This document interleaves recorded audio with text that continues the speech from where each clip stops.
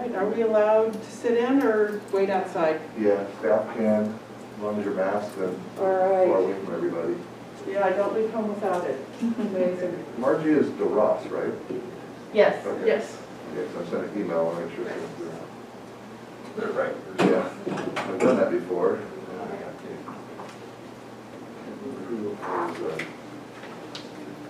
Oh, I was responding to John Hodges.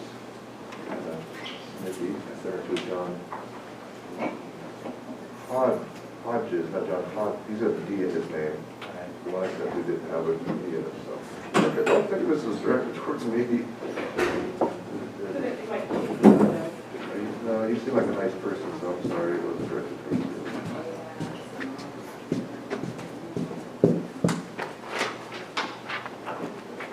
Last one. Chewing Tina out because she stole my propane bottle. Fully Tina that I was yelling at. For things, but I don't take your propane bottle. My agenda. Oh, We're not. yeah, we are, hey Lisa, we're back to purple, so we can take public comment. Oh wait, you're up. When your item comes up, you come in then. Okay. Thank you. And you can do public comment there. Do not have capacity. We're purple, we can't have anything now. Technically, we're So, supposed to be Zoom 100%. I didn't realize that, I'm sorry. So, I had to wait outside till the item comes up? Is there a speaker out there? Is that what you said? I'm Yeah, sorry. yeah, so we'll have a, there should be a speaker out there, right? Inside the building? No, just in the lobby there. There's, yeah, in the lobby, there's about this, about, But she can stay in the lobby. Yeah, you can stay in the lobby. Right? Yeah. Yeah, COVID isn't out there. Okay. So is the speaker on in the lobby? Will the speaker be on in the Yeah. lobby? Okay, Yeah, all right, thank you. thank you.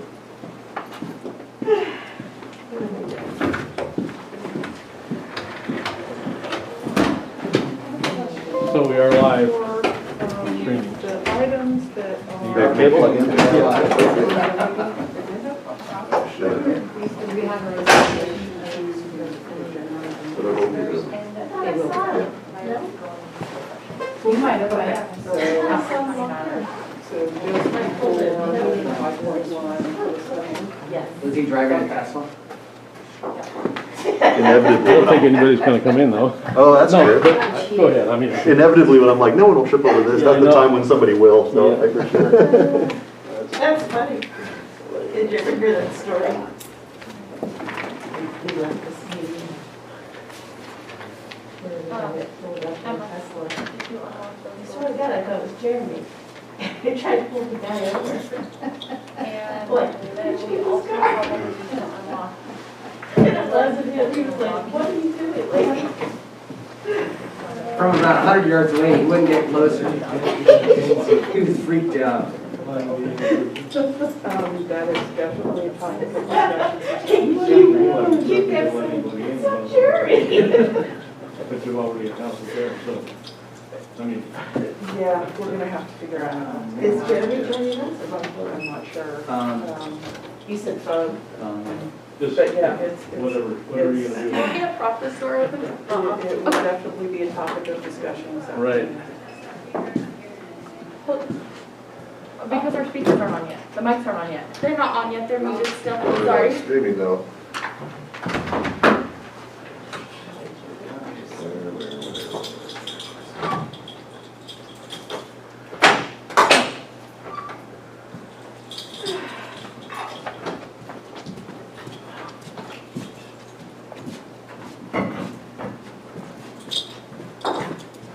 There's no fire report today. How would you do a favor Jerry's Yes. and some power? department head reporter, so I'm just going to be so on. Okay. So later. Yeah. Jennifer. So she listened. Yeah, Jennifer.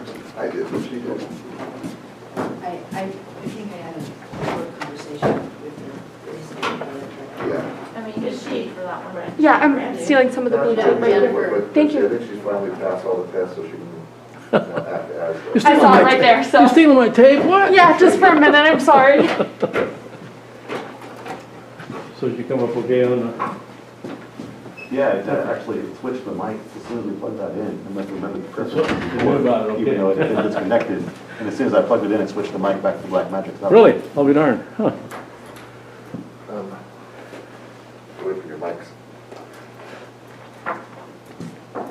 So you're doing the PC meeting too? Say again? Are you doing the PC meeting too? Planning on it, yeah. Okay, it looks like we're going to Zoom, so we might bring it back here. Well, that's what I was just asking her about. I mean, for me, it'd be a lot easier if you bring it back here. Yes, yeah, because we have the makeshift system, we know how to stream here and Yeah. almost do it. Well, I want to stream from the Performing Arts Center as well.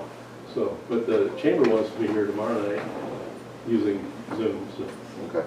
So I probably, if we can move it back here, We have the doctors. I can leave all my equipment up all weekend. Our health officer said we can't. Yeah. We can't have it. Can't have one. Planning has to be 100% Zoom. The EIR. Yeah, Margaret and Dr. Mayo, we were in purple. Purple was no audiences.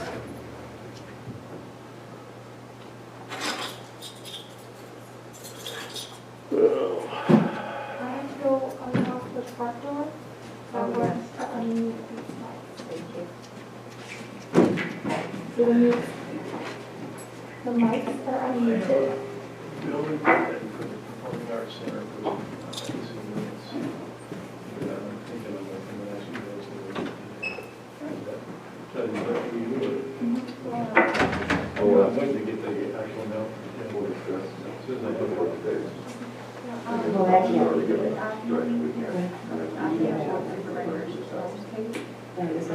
We're going to discuss it at some point today, I guess. And I assume you know the reason for the waiver. Yeah. Yeah, right. I don't know how you do that. Yep, absolutely. You buy page or I didn't buy anything.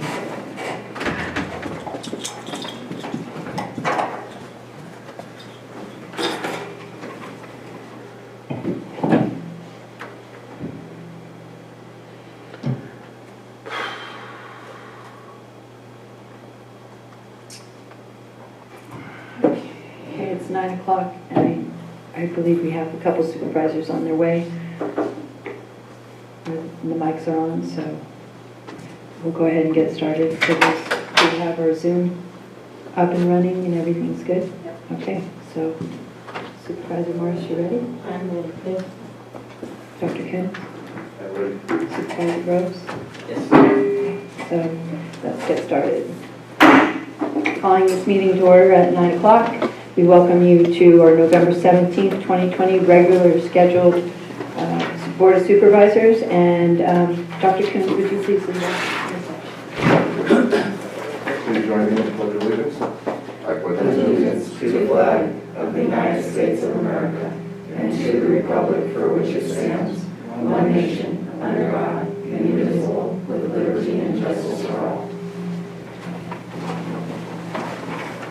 So we are going to go directly into our COVID update, and before we do, we have been moved into purple, so there is no public within the board chamber today. So for all those that were wishing to be here in attendance, we apologize, and you will soon find out. Presentations, clerk of the board, 1.1, receive an update. Madam Chair, I have two subsequents to add on. Oh, I am sorry, go for it. Soon find out. Presentations, clerk of the board. Sorry about that. Okay, subsequent one. Keith, I'm sorry, could you put the mic closer to you since we're only Zoom? And they were disinfected this morning. Thank you. Subsequent item one, move to discuss and or take action to add a closed session regarding COVID and find that the need to take immediate action came to the attention of the board subsequent to the agenda being posted. This urgency is that positive cases are on the rise and COVID team needs to be given direction prior to the next meeting. So moved. Okay, Or my second. Seconded. your second, okay. We have a motion and a second. Motion by Supervisor Groves, second by Supervisor Morris. Supervisor Morris, how do you vote? Yes. Supervisor Groves, Aye. Supervisor Finley, Yes. Supervisor Brown, Aye. Supervisor Chadwick. Aye. Thank you. All right, Madam Chair, the second subsequent is to move to discuss and/or take action to add a closed session regarding public employee evaluation. Find the need to take immediate action came to the attention of the board subsequent to the agenda being posted. The urgency is that the CAO needs direction on a departmental issue prior to the next meeting. Second. Motion by Supervisor Grove, second by Supervisor Morris. Supervisor Morris, how do you vote? Aye. Supervisor Grove, Aye. Supervisor Finley, Yes. Supervisor Brown. Oh, Supervisor Brown, I don't think we heard you. Aye. Thank you. Aye. Supervisor Chadwick. Aye. Thank you. Thank you. So now we'll move into item 1.1, receive an update regarding the coronavirus, COVID-19, and Trinity County, no fiscal impact. Chamberlain would have to do it. Thank you, Madam Chair. Good morning, supervisors. As you know, well, let's go to the dashboard first. Do you mind, Dan? Thank you.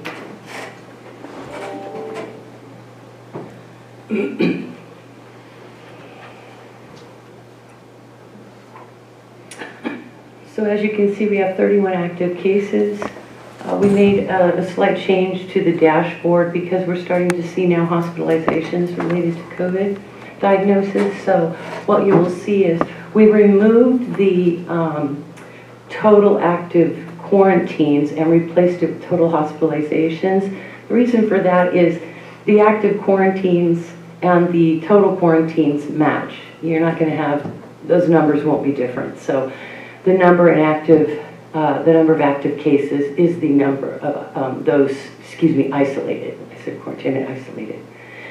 So we wanted to add a hospitalization metric. So what you'll see is the total hospitalizations are 2 with an active of 1. So that 2 represents 1 that's been discharged or resolved and the 1 that's currently hospitalized. We have, as you know, rapidly gone from roughly 5 cases a week to an average of 5 to 8 cases a day. And as you know, the governor implemented what he's calling the emergency brake. Counties will go immediately into the tier that they are assigned for the week on Monday.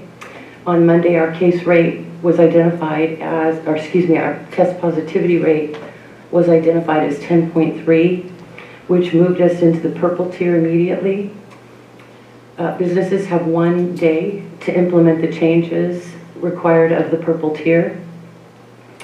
As you know, also, the governor updated, the state health officer updated the masking mandate.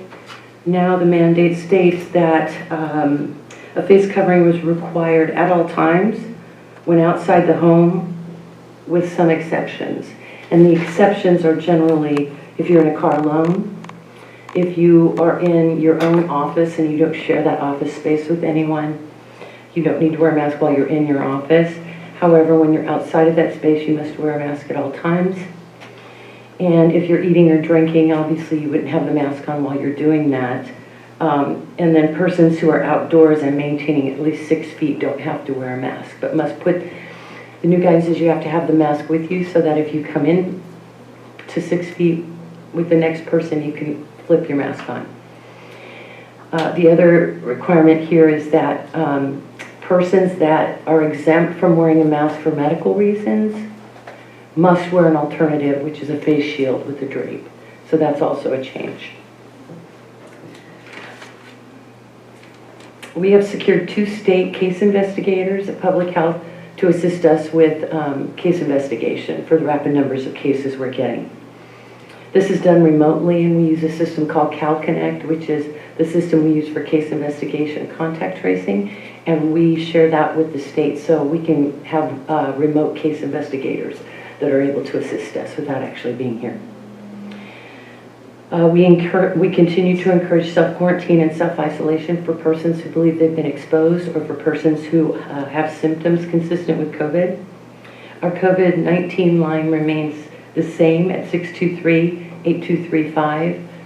Persons can call that number and leave messages, and we will return those calls within 24 hours. We also have a new public health main phone number, which is 623-1358. We also encourage persons to submit questions to our FAQ link on the trinitycounty.org website. The testing site, the Verily testing site, the last site that they'll be conducting in Trinity County will be on Monday, November 23rd in Weaverville between 8 and 11:45. That contract with the state has not been renewed at this point. The state has put forward, as you know, a number of contracts to assist counties with testing. We continue to work with the state on that to try to get a testing model that's similar to Verily. We're still working with them. One of the challenges is there has to be a threshold of 165 tests per day. That's not been a problem lately, but it's difficult to maintain that threshold at any given time. And if you don't maintain the threshold on a given day, they pull those resources and take them somewhere else. But we also have Let's Get Checked, the self-administered tests that persons can do on themselves, and then they mail it, or UPS will pick it up, or you drop it off at mailboxes, etc., wherever. And it goes to the lab and it's tested here in California. We're getting results back from those within 2 days.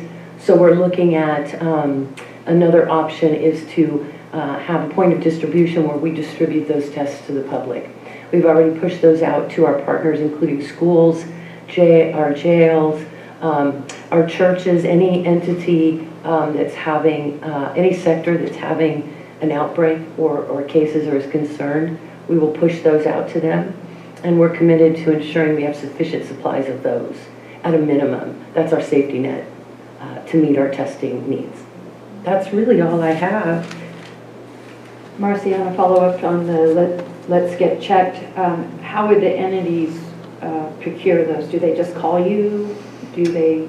So right now we're just pushing those out to partners. If we were to do that, we would more than likely have a pod, a point of distribution, where persons would come and pick those up. Say, for example, at TPAC or Hayfork or a place, a venue in our community. We haven't gotten there yet. We'll have that in place most definitely after Thanksgiving if we don't have state assistance for those tests. The other thing we're looking at is using some of our COVID grant dollars to see if it's possible to contract with Verily ourselves and do this in a regional way. We're looking to see if other county partners want to do that because rural communities are struggling with the state models, meeting the requirements for those models. So we're also looking at that. So if you indulge me a moment, would you please explain to the general public that this is not a county decision or the Board of Supervisors, that this is a mandate coming from Governor Newsom, and that we as a body here cannot usurp what has been mandated to us. I think there's some misinformation. I don't know if the other supervisors have received emails and texts, but I know I have from primarily retailers that feel like this was somehow done on a local level. Yes, thank you, Madam Chair. The governor and the state health officer has made it clear, and the reason they've done this is because the case rate is growing so rapidly that we're actually at a worse place now than we were when the pandemic started and was infecting large numbers of Californians. Again, the concern is that you do not want to overwhelm your hospital systems, and you don't want your vulnerable persons to become infected and lose their lives. That will impact businesses. I get that businesses are concerned about this, and I understand that. The governor does as well. However, This pandemic will affect every business, every person, every entity if we don't do something now. And because we need to mimic herd immunity, which means we don't want the wild virus, you've heard herd immunity, we don't want the wild virus to infect large numbers of people because the death rate would go up exponentially if that were to happen. So mimicking herd immunity is social distancing, masking, closing high risk. In the purple, you're closing bars because they're high risk. I can tell you the outbreaks that we've had are due to gatherings and high risk behaviors in places throughout Hayfork and some in Weaverville, not so much, but bars in Hayfork, things like that. So the governor is putting what he's calling the emergency brake.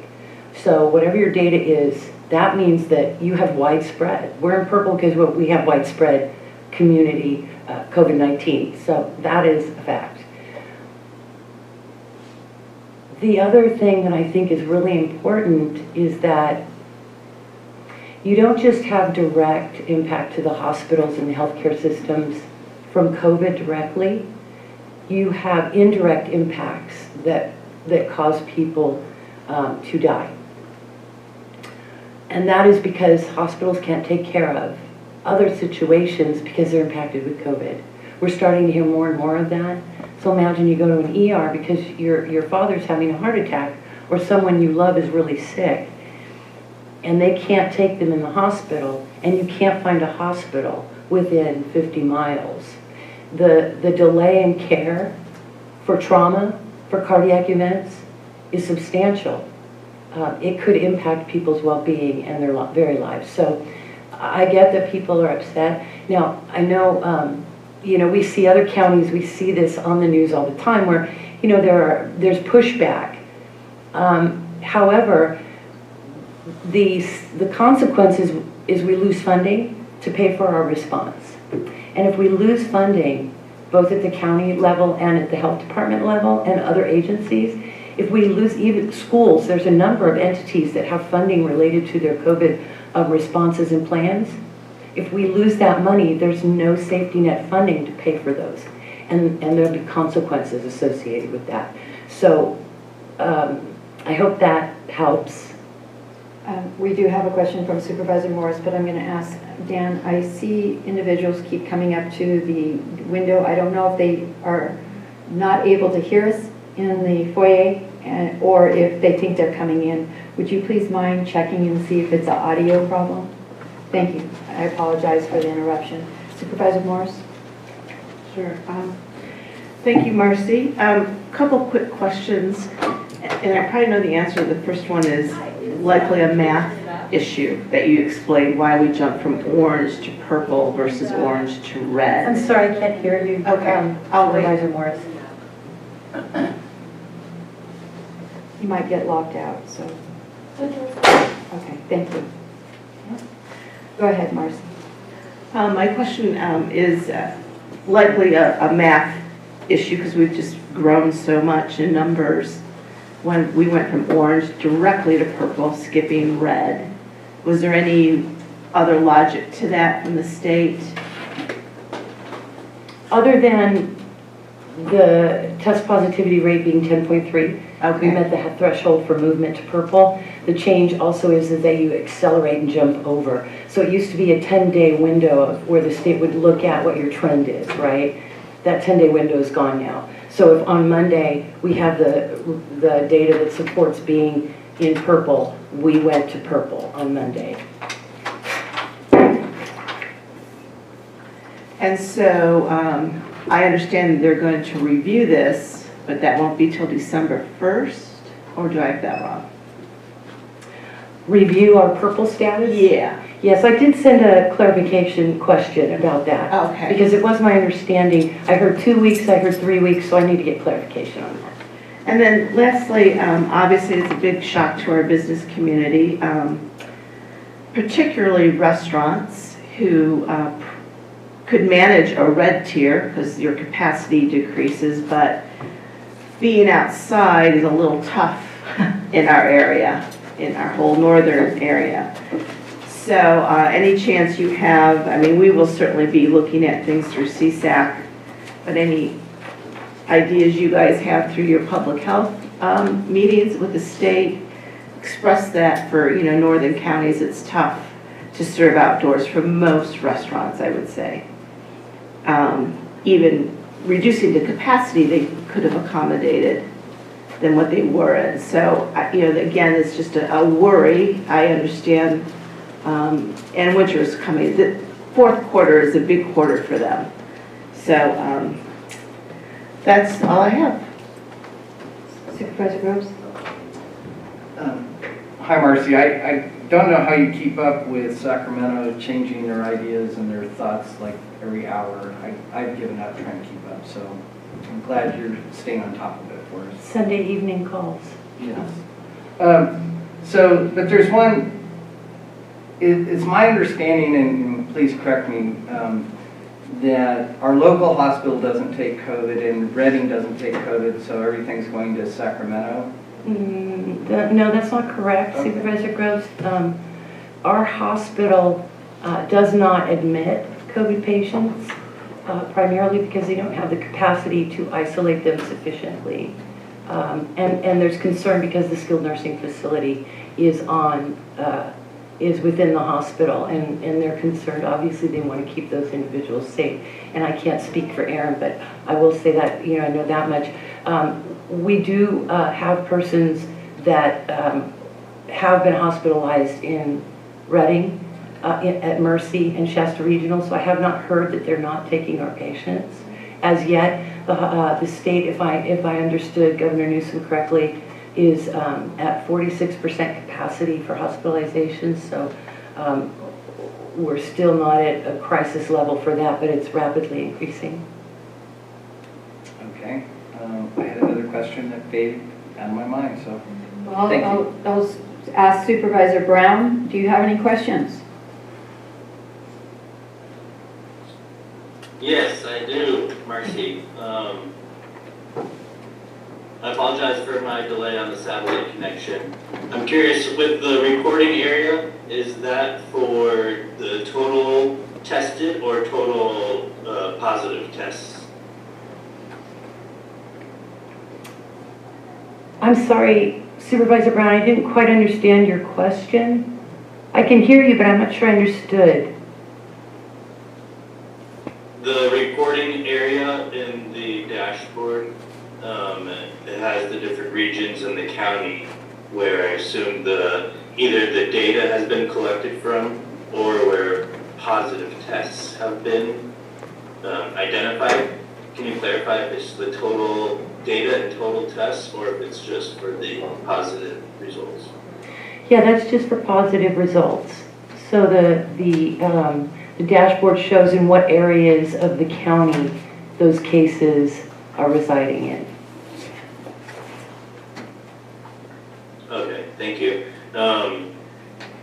I just want to point out that we have only 1 0 left in the dashboard, and that's for deaths. And as Supervisor Groves had pointed out early in the pandemic, he was concerned that it was going to take a local death scenario in order for many of the residents to respect or to feel the concern locally either in the methodology of prevention with masks or all the other guidelines set forth.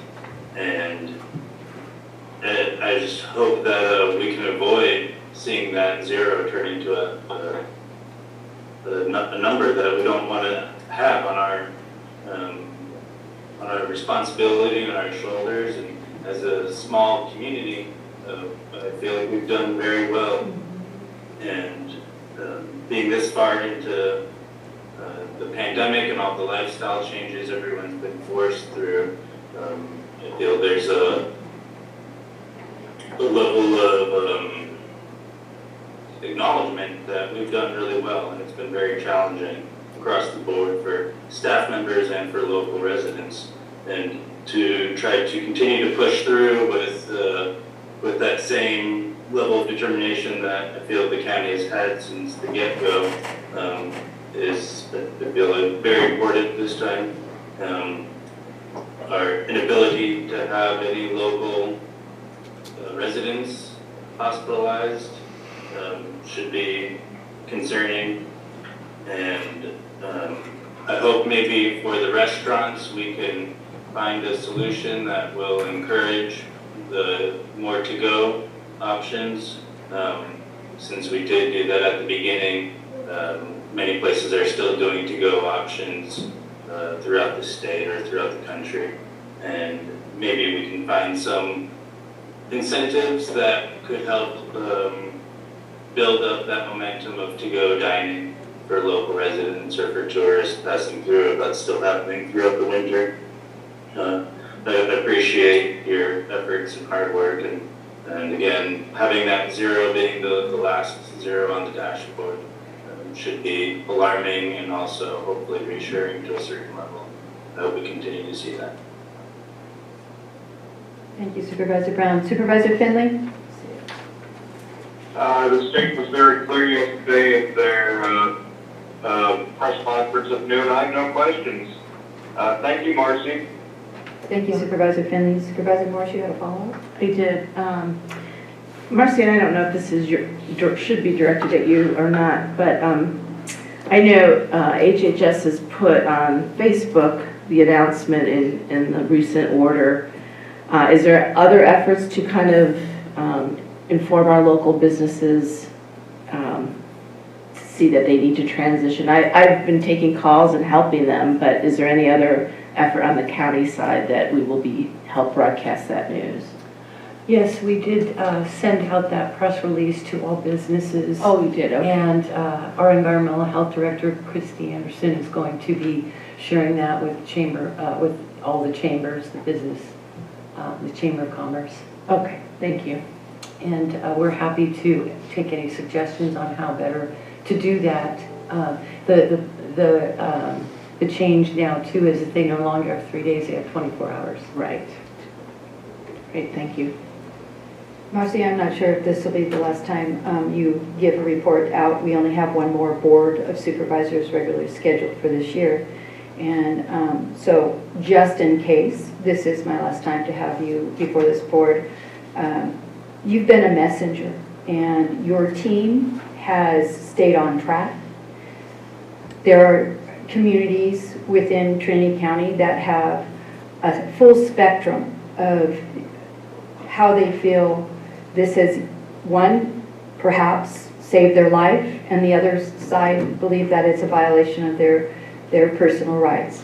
You have a job to do. Your team has had a job to do. This is an unprecedented year. We have never in our lifetime seen anything like this. I want to commend you.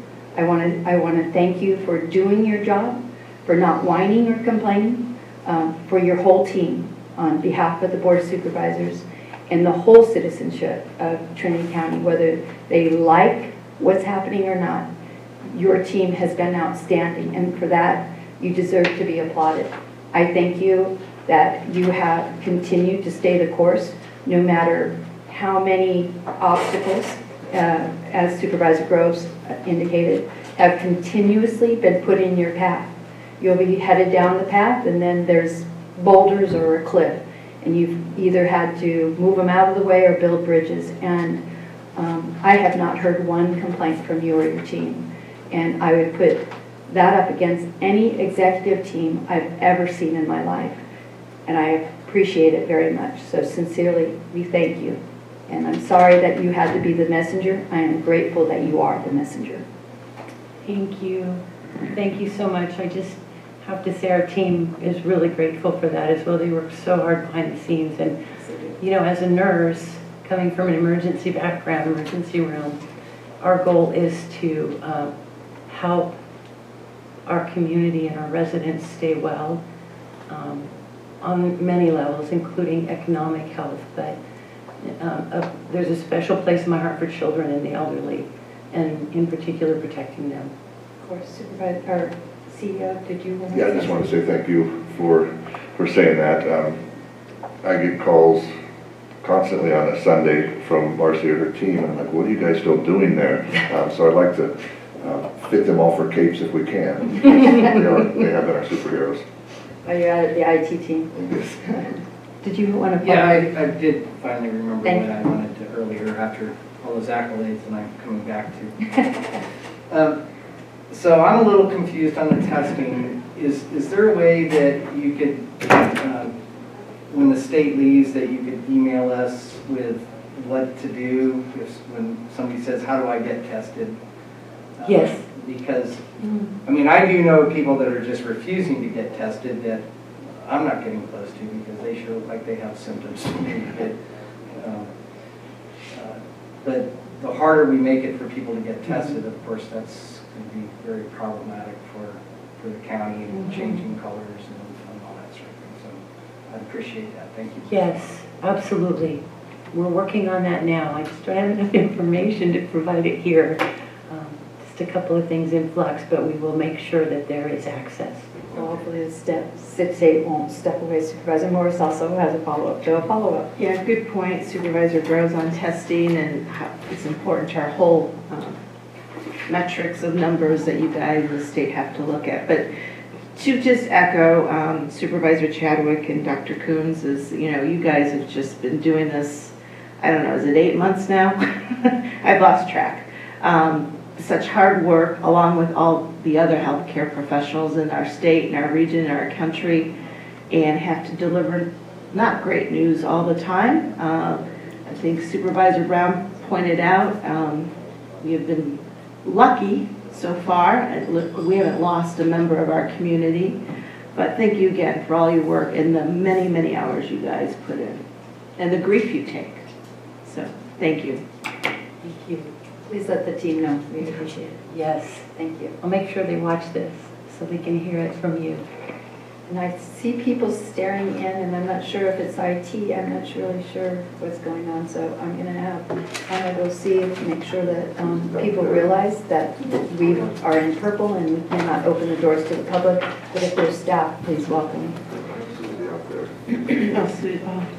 And so moving on to item 1.2, there is no update from the wildfires currently burning in Trinity County. And we celebrate the rains that have been brought our way. So that brings us to the public comment.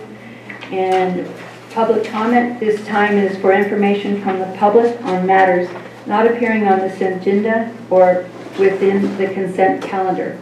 All comments are limited to 3 minutes and must pertain to matters within the jurisdiction of this board. When addressing the board, please state for your name, the record, and address the board as a whole through the chair. No action or discussion will be conducted on matters not listed on the agenda. However, the chair may refer the subject matter to the appropriate department for follow-up or schedule the matter on subsequent board agendas. There is no public within the board chambers. We will turn to our Zoom. At this time, we have one person in the lobby, so we're going to ask that person to come in. And just to review, you have 3 minutes. Miss Emma has the screen in front of her, so please raise your hand or make it known to her that you would like to speak as public comment. You are limited still to 3 minutes, and if you go past that, we will just have to turn you off. So please be conscious of the fact that it's a 3-minute. And there is a little delay, and we understand that. So does a person in the foyer want to come in for public comment? Double check. I don't believe so. Okay.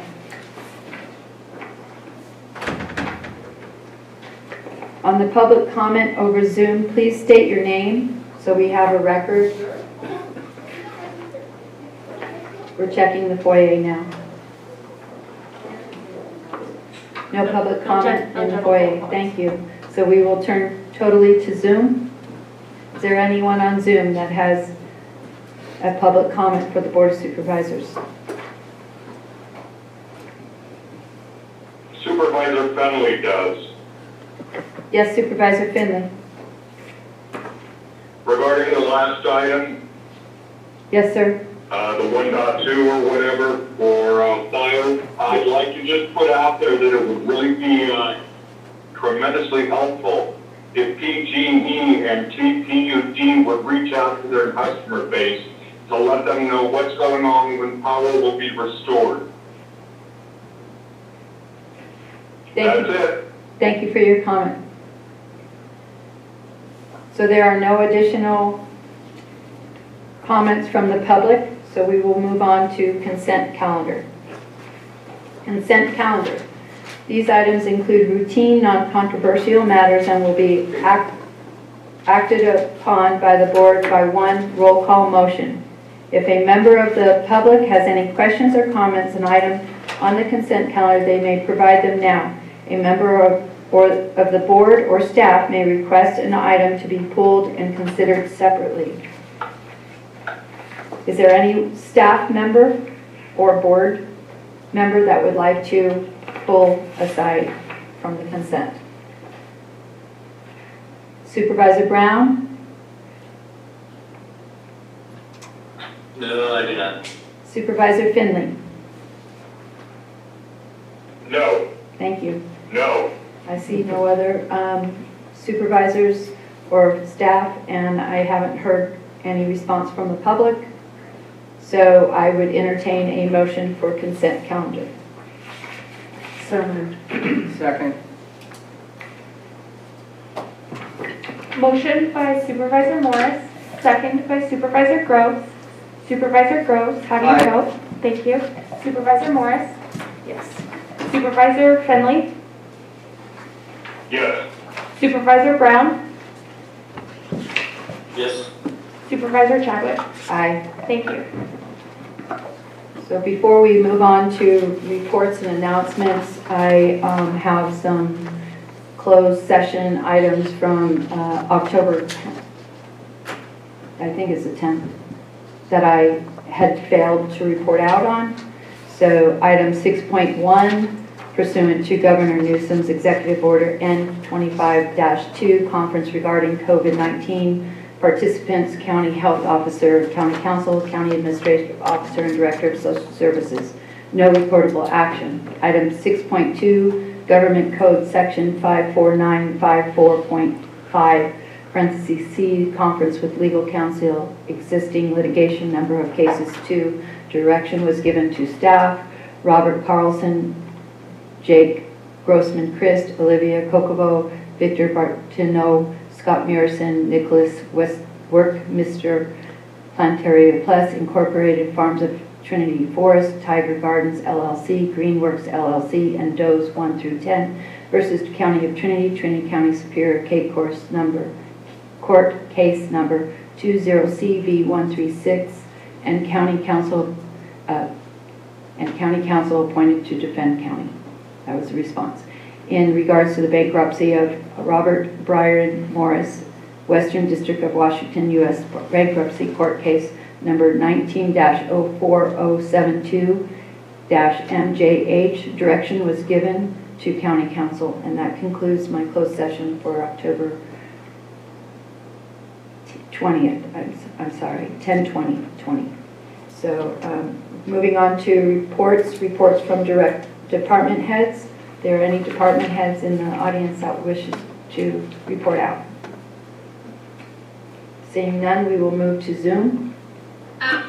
Excuse me. I can't tell who that is.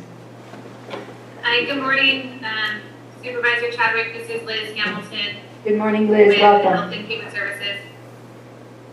Welcome. And thank you. And per the request of Supervisor Morris at the last meeting, I have our Veteran Services Officer, Jennifer Dobbs, on the line for a brief report. And then immediately following her, Mike Catoni, our Health and Human Services Deputy Director, has a fire recovery update that he will provide.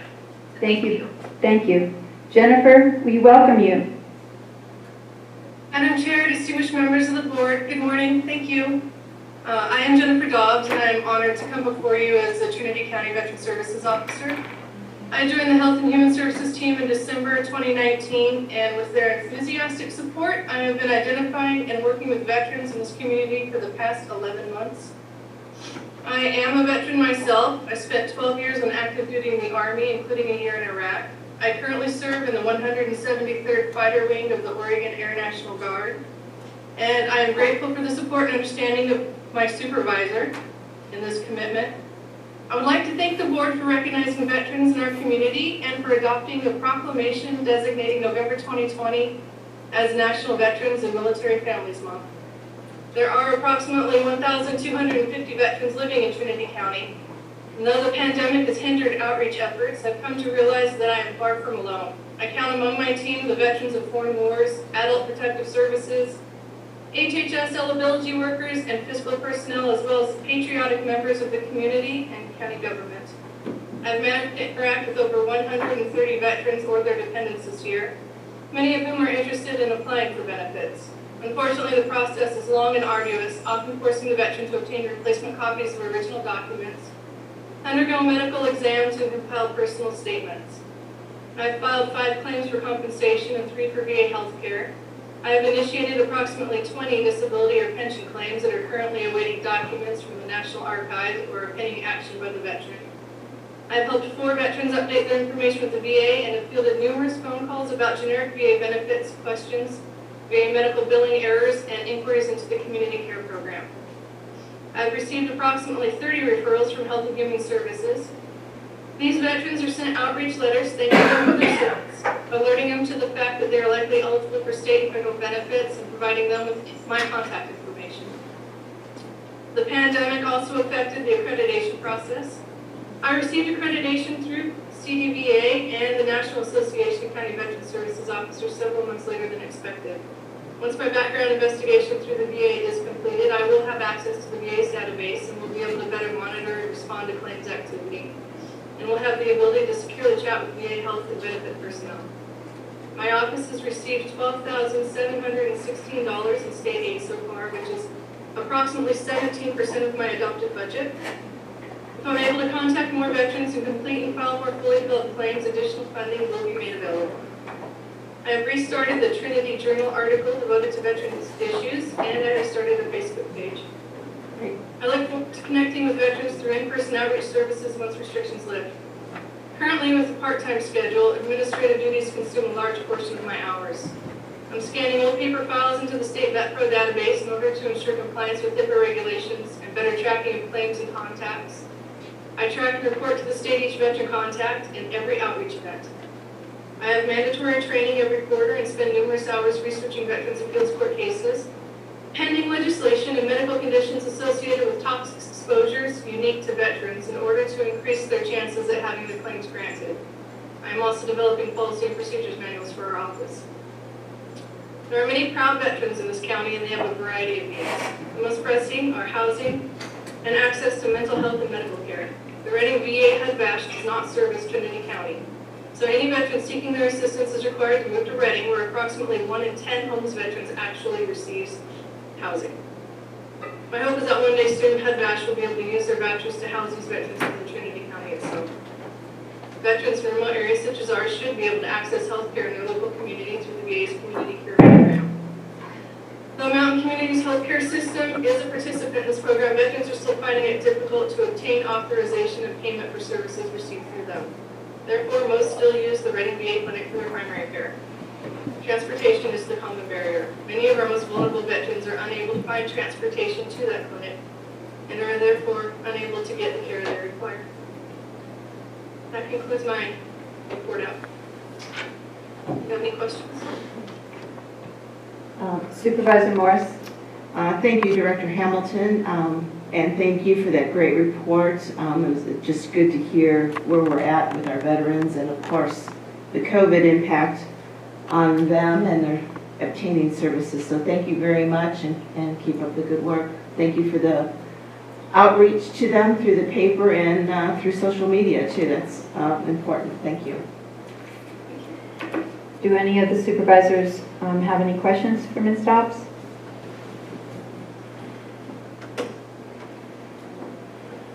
I do not have any questions, but I really appreciate that very thorough report out. That was one of the best report outs I've ever heard. Thank you so much. Supervisor Finley? No. Supervisor Groves? No, ma'am. Thank you, Ms. Dobbs, and congratulations on your completion of your certification, and we look forward to your clearance. We really appreciate the Facebook and the Trinity Journal. Those are much needed, and I think as time goes on, I'm sure that you'll have a lot of pictures sent in. So welcome to Team Trinity, and thank you for what you have done and what you are doing, and your family and your service as well. Thank you. Thank you, Madam Chair. Morning, Mike. Welcome. Morning, Chairman Kelly and members of the Board of Supervisors.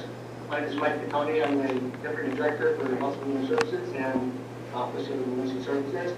And I just want to give you an update on what we've been working on in terms of recovery efforts for those impacted by this complex. You may know hopefully that we had a local assistance center open, started on October 29th and a plan until November 10th. And that was to provide information and resources to folks impacted by the fires. We had a number of our federal, state, and local partners there at the Assistance Center to provide information, answer questions. We had a large FEMA contingent there to take applications for FEMA assistance. There was a local clerk recorder's office was there to replace vital records. DMV was there to help people with driver's license and other DMV records. And like I said, a lot of resources and information from our local entities as well. There was also that location of the news, which is the Ruth Lake Community Hall, has also served as a staging point and distribution center for supplies, food, water, clothing, all kinds of essential supplies for people. So it's already a kind of a known location for people to come and get supplies, and it is still open at various times through the week. I think right now on Wednesdays for people to come and get those supplies. And it's a drop-off point for the food bank and some other entities. And I do want to let you know, so we had 262 people visit the local assistance center while it was open.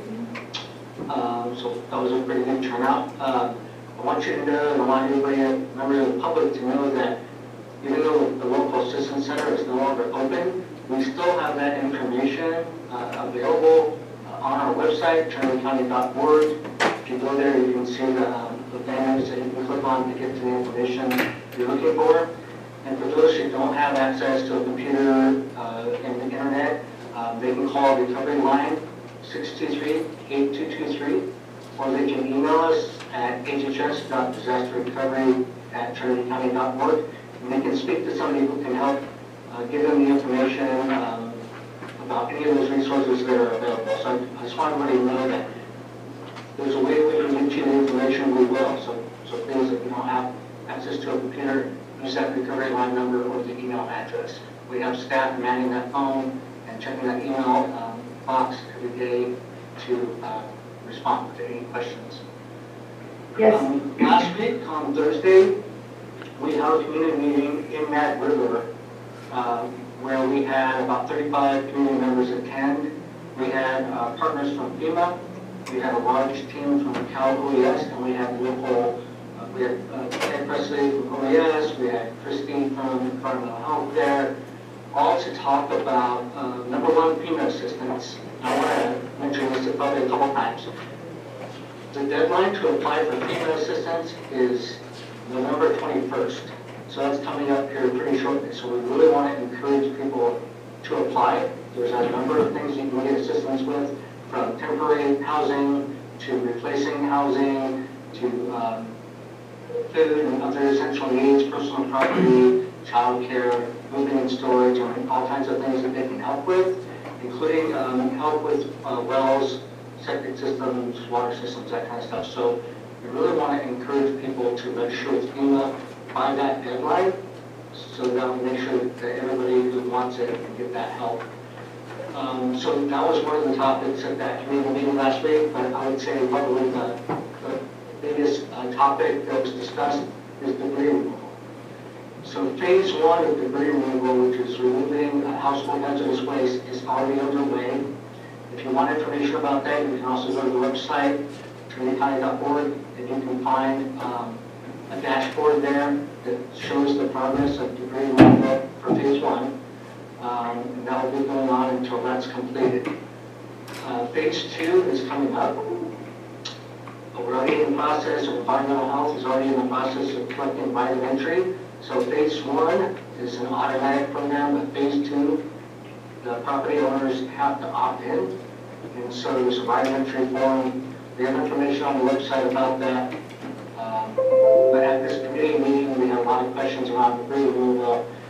For those who were not able to make that meeting, the information is all on the website, including, I just added this morning, the questions and the answers to those questions that were asked at the community meeting. And if anybody has any questions that aren't answered, they can always call our recovery line and we will give the answer for them. Just to give you a little more information about FEMA, so right now, as of this morning, we have 118 folks who are registered with FEMA. Quite a few of those, 72 of those have been also referred to their individuals and households program that's under FEMA and their housing assistance program. There's also 24 who have also been referred to other needs assistance, which is personal property, child care, and those kind of ancillary needs. Of those who have registered with FEMA, 110 have been referred for small business administration withdrawals either under the home loan program or the business loan program. So those are other programs that are being registered with FEMA. I mentioned the ROEs, and I'm just reporting this on behalf of environmental health. They mailed out their right of entry forms to 341 property owners or lease lot holders. Wow. So all those folks should have received ROEs. If they haven't, they can request them. We also have them available to download on our website.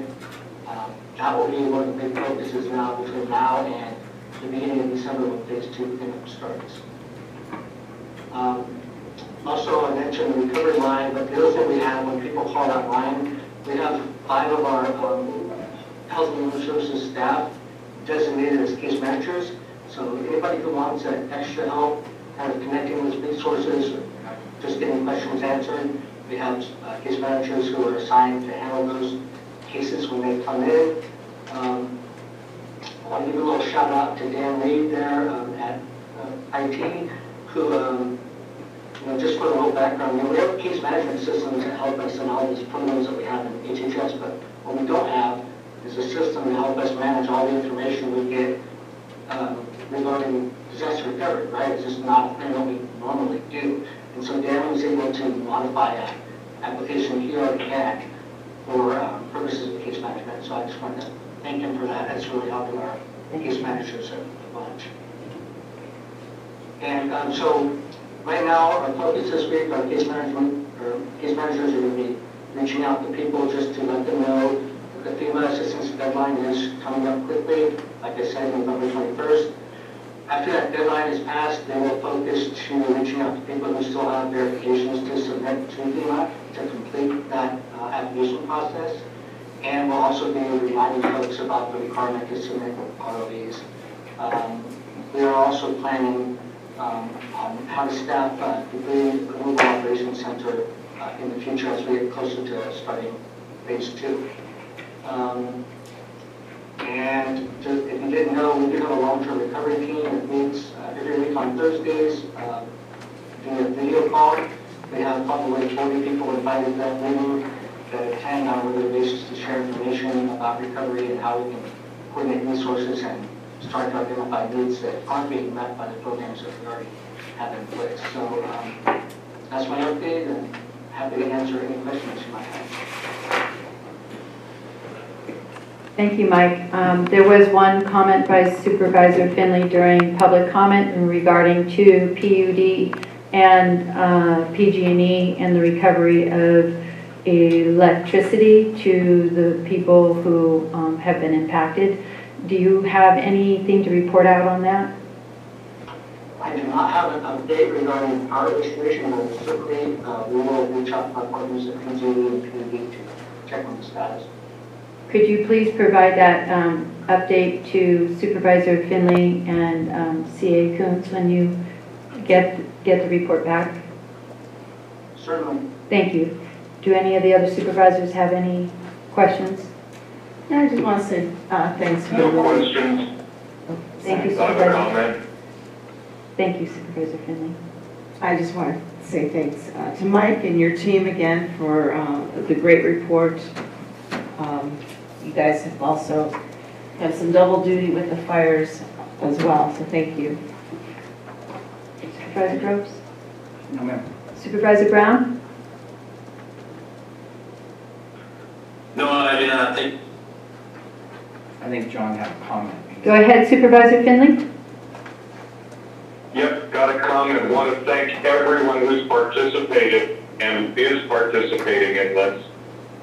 I've never seen outreach like this from Trinity County before. All of these employees have stepped up and gone above and beyond service to the county and to constituents. Trinity County Sheriff's Office has done an incredible job. Specifically, DS Barcelona has been available a lot. Liz and Christy is incredible. I don't understand how she is still standing. Mike is an incredible job. Carolyn and FEMA. I'm overwhelmed at the outreach, and I think one of my problems with public utilities is they seem to be able to have a lot more money than we do, and they need to get it together to bring electricity in, and I don't necessarily know if that's really Mike's corral to talk about, but if he can look into it if he wants. Thank you. Thank you for your comments, Supervisor Finley, and I have nothing more to add except for kudos and ditto. Way to go. Thank you very much. And I see a great big smile on Ms. Hamilton's face, so she knows the team that she has. Thank you, Mr. Catoni. Yeah, thank you, Supervisor Chadwick. I'm very proud of our team, across Health and Human Services, which includes our OES, Public Health, Veteran Services, and Social Services team. As you've seen today, you're just really passionate, intelligent people, so thank you. Thank you. Liz, did you want to report out on anything additional? Nothing additional, thank you. Okay, I see Supervisor Tippett on the line. Good morning and welcome, Rick. Not Supervisor, Director, I'm sorry. You just got, I don't know if that's a demotion. I was wondering myself. I wanted to take a moment to add on the fire information that inform you guys of the damages that we currently have to the road system. Majority of it, right now we've got about $12.5 million worth of damage to primarily the off-system road that would be covered under FEMA.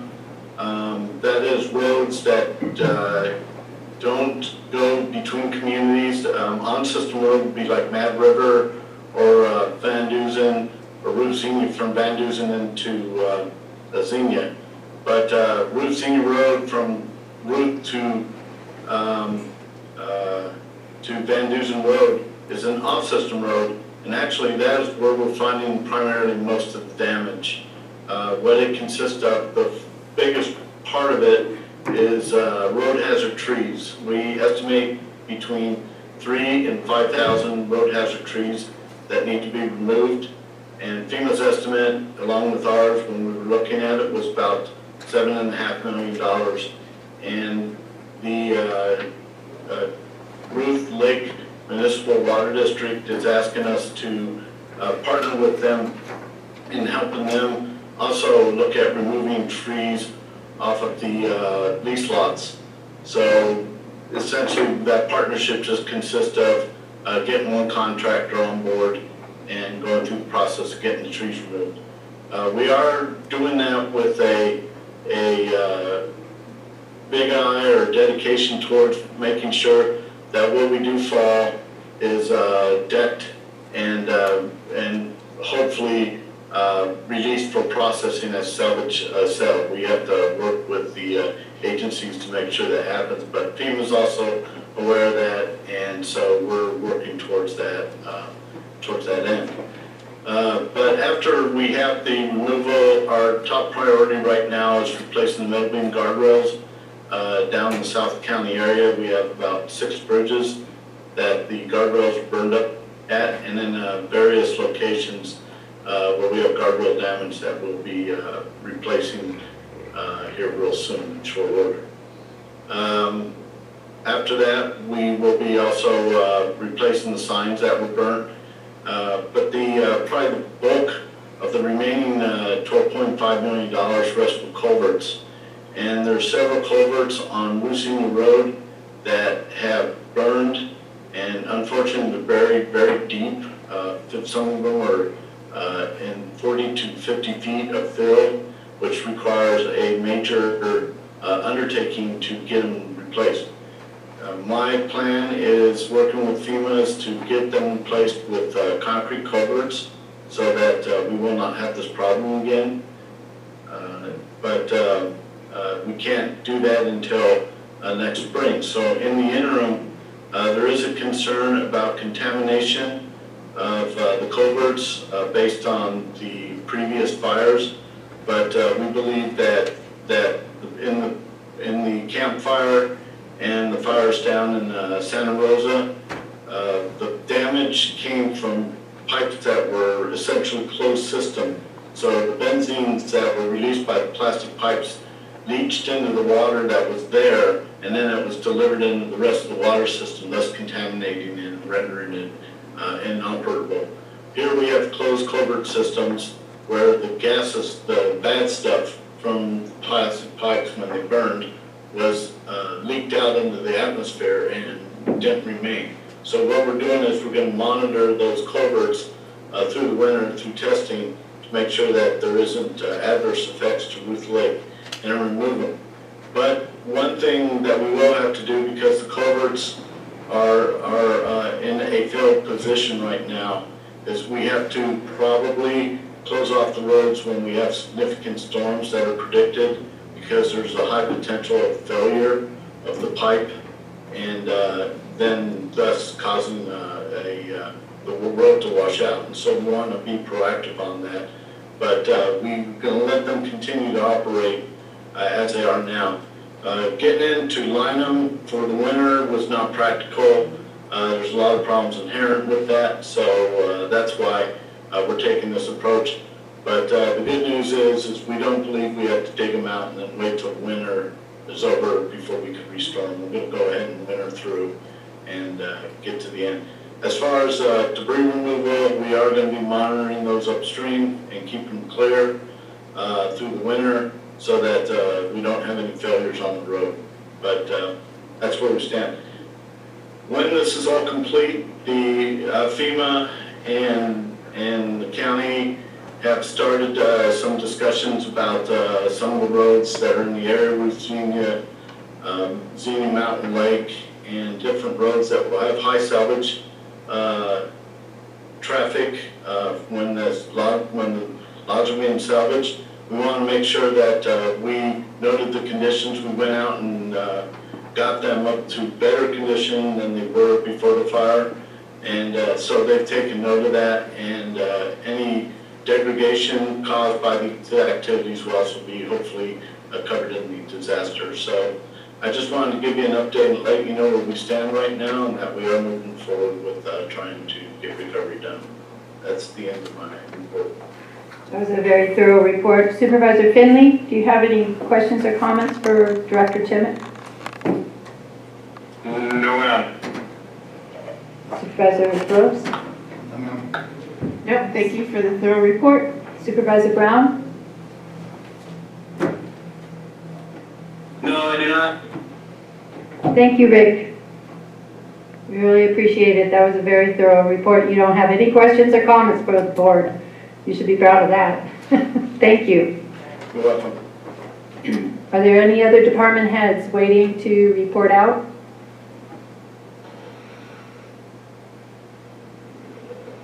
Good morning, Tim Saxon, Sheriff. Good morning and welcome, Sheriff Saxon. Thank you. Okay, finally get this thing to work, I think. Yep, okay. We can hear and see you loud and clear. Okay, just a quick little update. Our our deputies that graduated the academy a few months ago are finally off of break-in. I have 3 of them out on the road now, performing very well. One of them is still continuing the break-in process. So hopefully we'll have him back out on the road before too long. We have 2 scheduled for graduation this Friday from the Siskiyou Academy, and so we're excited about that. We're increasing our patrols. We'll be working on assigning somebody to our new grant within a couple of months. That's the Prop 64 grant that we were able to secure from BSCC. That's the position that we'll be working with the schools. We're a little behind on that only because they originally were going to award the grant in January, and that was pushed off until September. So we're working on that now, and the schools are excited about it, and we're excited about it as well. So basically, that's the only update I want to give you. Thank you for the shout out on Deputy Barcelona, as well as Deputy Whitman. He's been down there and assisting with the recovery efforts as well. And thank you also to all the other departments that have been chipping in and helping out. Shout out to HHS as well, especially Mike. He's been coordinating the recovery efforts, and we're very, very happy to be able to participate with that as well. So thank you. With that, do you have any questions of me? Supervisor Groves? I just have one. I know when COVID started, you lengthened the time period for the CCW licensing. You added 2 months on. Has there been any change in that, or is the 2 months all you had to work with, and people just have to try to figure it out during COVID? That's a good question. Thank you. During the initial period when the offices were closed, I did extend those. Once we reopened the offices, we got caught up on those, and pretty much from what I've seen, everybody did catch up on those permits. Right now, I just, and you probably saw the press release on that, because of the increased number of cases and my desire to protect my office staff, I've closed the public access to the administrative office for 2 weeks while we stabilize things. During that time period, I will be again extending those expirations on the CCWs for a month to allow people to have the extra time to hold on to that and prepare all their paperwork. The original 2-month extension I put on that was due to the fact that also a lot of the classes were canceled. I don't know the status on those classes at this point in time. That's an individual thing that people have to contact the instructors to find out what they're doing on that. I hope that answered your question. Yes, it did. Thank you, Sheriff. Supervisor Morris? Hi, Sheriff. I just wanted to thank you and your team. I know you guys have really been putting in double duty down around the fires, and I'm sure you're glad it's over. So thank you again. You're welcome. It's glad to get back to regular police work, which we're excited to do. We're seeing an uptick on a lot of criminal behavior. Domestic violence calls are up, trespassing calls. We're trying to deal with a lot of issues both here and down in Hayfork. It's frustrating to the public. We're trying to deal with it as best we can. We're hoping to be able in the near future to try and get another discussion going forward with some of our other partners, behavioral health and HHS, to try and figure out what we can do. And unfortunately, we can't force people off the street, but we're trying to figure out what we can do to get some of these individuals some help to do that. And I know there's been, shall we say, social media tries to indicate that, as in the old days, we could just take them to the county line, and unfortunately, we can't do that anymore. Well, I shouldn't say unfortunately, but we can't do that anymore. And the fact remains is that this is a different time. If we were to do that in today's world, I don't think the county has enough money to pay the lawsuits that we would incur for violating somebody's civil rights. And people need to understand that we have to deal with this particular segment of our society in a different way. And it's outreach, and it's trying to get them help. It's not just arresting them, it's not just taking them to the county line anymore. And that's what my department's trying to do, is give these people the help that they need and encourage them to seek out some things. And quite frankly, I was at the scene of a person who was trespassing, and I offered them many types of alternatives, and this individual flat out said, no, I've considered that, I've been offered that, I've been offered that, I've been offered that, I just don't want it. So again, I don't know what else we can do other than issue them another trespass notice, we arrest them, we put them in jail, we put them back on the street. It's just a revolving door. Yeah, it's a complex issue. Thank you for your patience with it. Any other questions? Supervisor Brown? No, I have none, thank you. Supervisor Finley?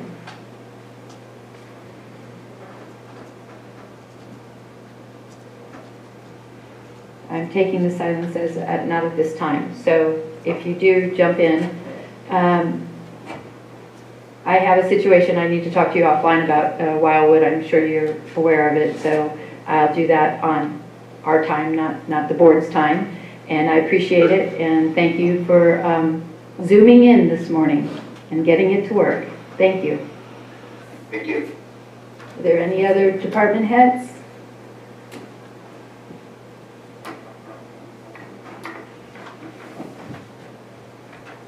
I'm getting no one else on the line from Emma. So we are going to move on to item 3.1, item number 2, report from County Administrative Officer. Yeah, just one quick thing. And when I say we, I mean Susie is going through and identifying all the businesses that will qualify for the PP&E reimbursement. We're hoping to get those reimbursement checks out as soon as possible. So we'll bring that back to the board with the list, but she's going through and identifying those that qualify. So I see Supervisor Morris is lit up for light. Thank you, CAO Coons. With this latest change to purple, our businesses, and I know I'm not telling you anything different, it's really going to have an impact on our businesses, many of them. And so, I think I've asked you and Susie K about the other grant money, and I understand there's this complicated maze to go through CDBG for one aspect of that pot of money. But the CARES money seems to me that we could roll that out in those grants that we had talked about. Not your PPE program, but this other business that we've been talking about since April, I suspect. That's going to come in really handy and much needed in the very short term with this purple tier now. Yeah, I will continue to work with her and see what the holdup is on that. I know that the CDBG side is complicated, but that one I thought came under a different funding source, so I will confer with her. And I'm happy to obviously meet on a special board meeting to help if you need our approval on things. Okay, appreciate that, and if need be, we'll bring that back. Yeah, so thank you. Thank you. So are there any other questions for Richard? Supervisor Finley?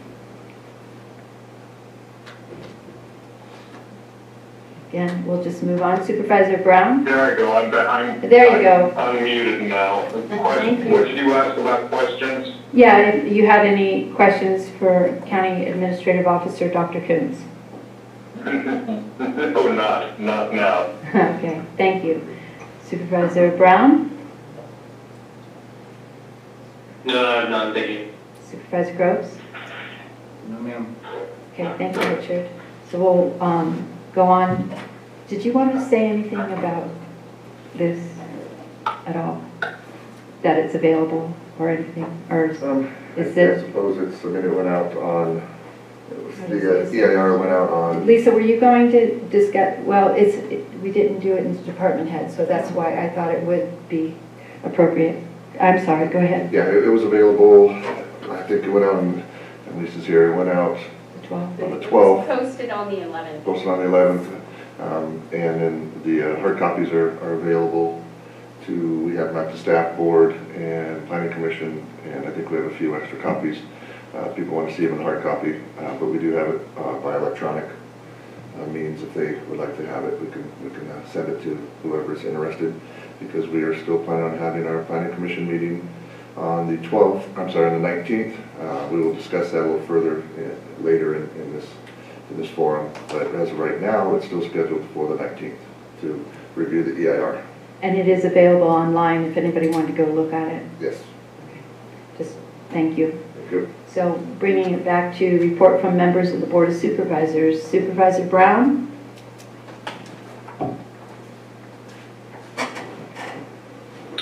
Yeah, main thing I have to report out on is I had a great Zoom meeting call with Assembly Member Jim Wood, and we discussed a lot of the ongoing challenges for Trinity County.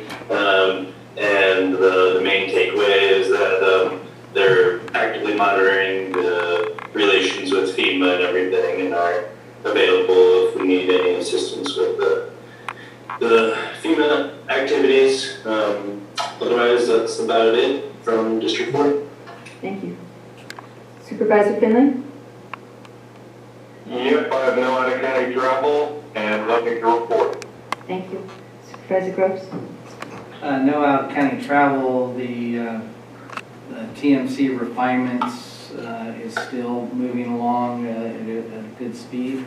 Hopefully we'll have some further issues to discuss as the board as a whole in the next couple of months. Does that conclude? That's Thank you. Supervisor Morris? No physical out-of-county travel, but our CSAC conference has been going on via Zoom, first time ever. I think my first CSAC conference, it was canceled in 2009 because of the whole housing crisis and the economy falling apart. This time we're doing virtual. Who knew? It's been going fairly well, and I was officially given my Circle of Service Award, which was very touching and bittersweet that I can't be in person to thank everybody and say goodbye. And I do want to say, speaking of the hardworking staff, CSAC staff has been really doing double duty on the COVID and the fire business through Zoom and through all the 58 counties, and including going to bat for us small rural counties on some of these COVID-related issues. So that is, that's what CSAC's been working on a lot too, of course, is the COVID stuff and legislation over the last few months. So that is it. And everything Zoom, so I didn't have to leave the county. The Trinity County Office of Emergency Services, we had suspended some of the meetings, and we've been on Zoom, and so this was the last one to close out 2020. And also NorCal EMS, we met. I actually went in person to Reading.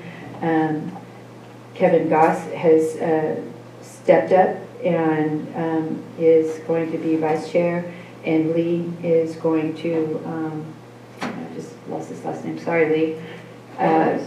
Yes, Lee Adams, thank you, is going to be chairing. Kevin Kramer, who was the doctor, has resigned, and the addition on his hospital has been completed, and he's looking forward to stepping away. And Aaron Rogers from the Trinity County Hospital is going to be on, he was voted into the board as well. So there's definitely some changes there.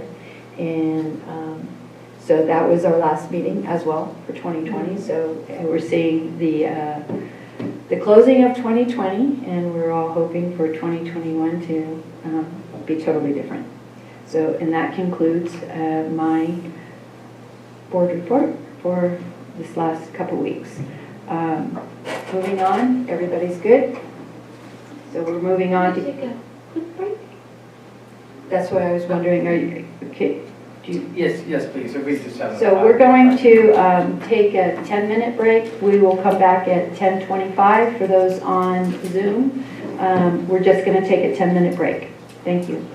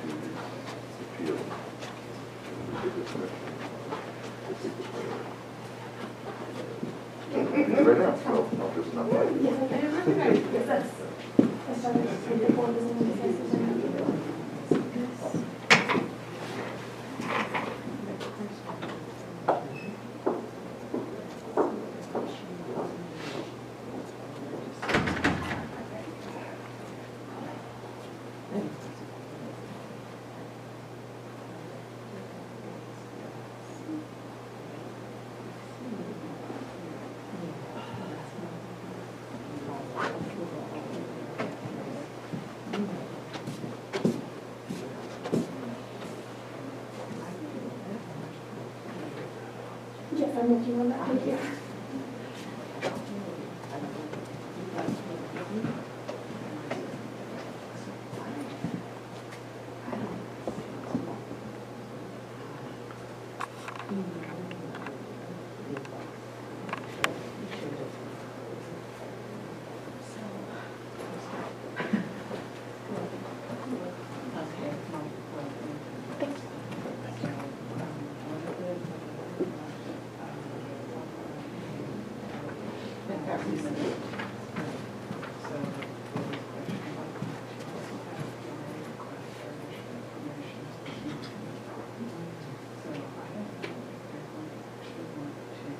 And if they do, then that gives us the opportunity to actually prepare something.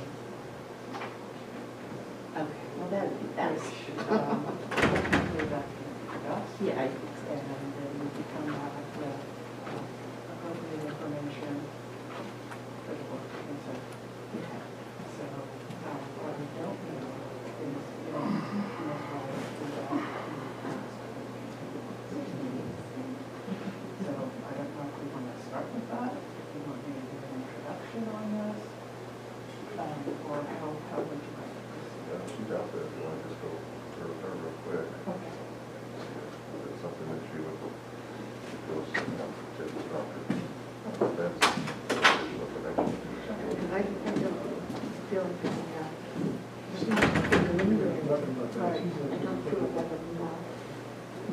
I don't want to just know how that is going to be right. I think they're waiters. These are first because I'm confused myself. And then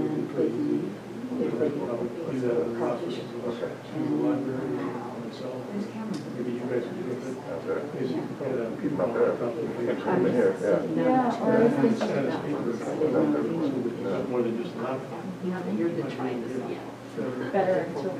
So you know, but even when you're doing something, probably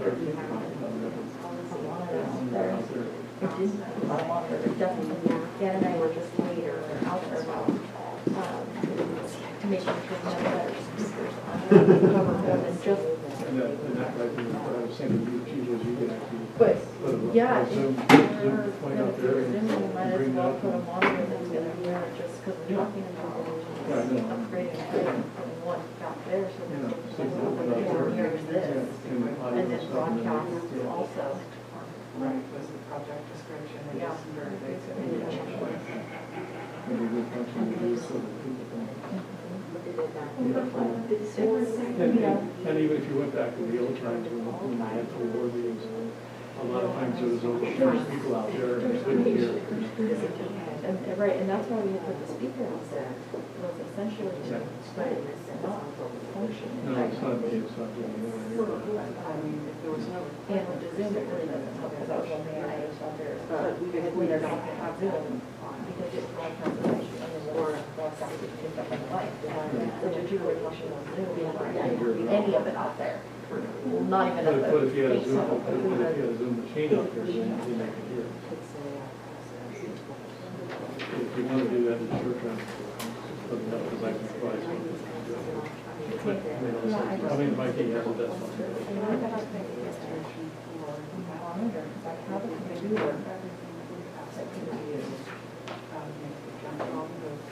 I think I could probably, I think that cable to its monitor that's down in all the market from the chamber. Try to use it all, but they can pull that out.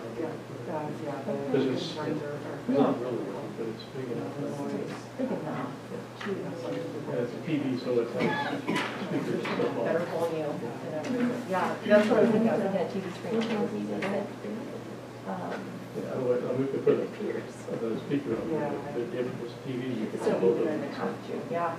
Yeah, that's just my. And then that can plug in as essentially the monitor to the computer. And we won't have to worry about that. And then we would just, They still don't have I that. feel like I would not, Right. I feel like I kind of want the cable for the computer.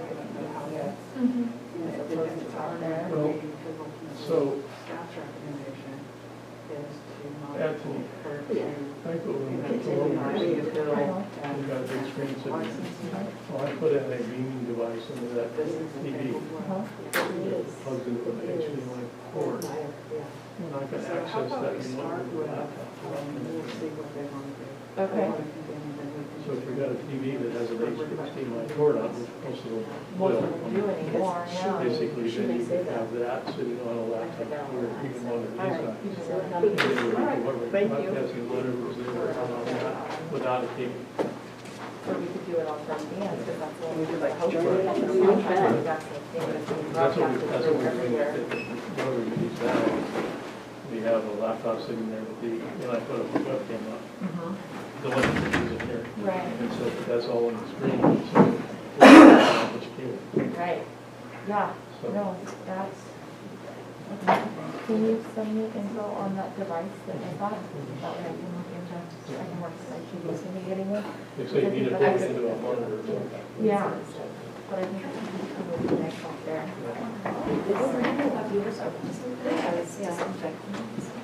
Yeah, I've got more conversations after this meeting, more ideas.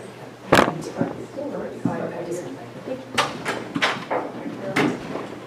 think we have a potential short-term solution. Go ahead.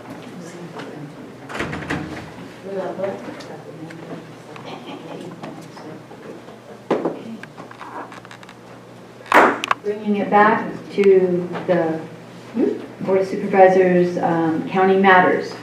These items include non-routine or controversial matters and are listed alphabetically by department. A member of the board or staff may request that an item be heard out of order.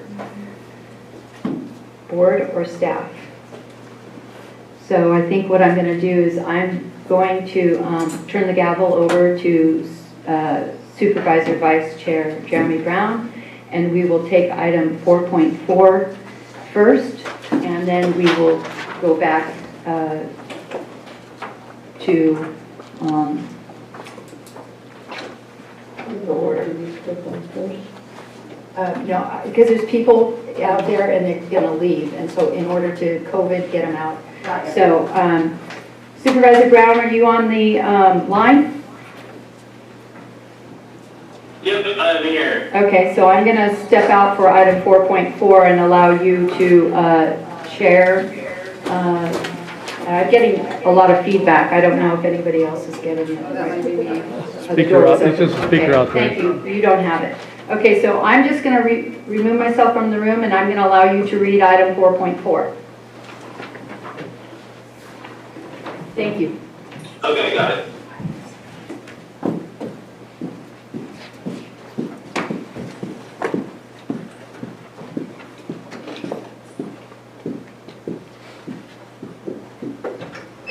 Let me know I'm out.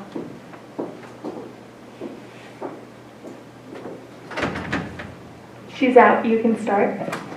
Okay, good morning, everyone. My name is Lisa Lozier, Deputy Director of Planning. We gotta read the item first.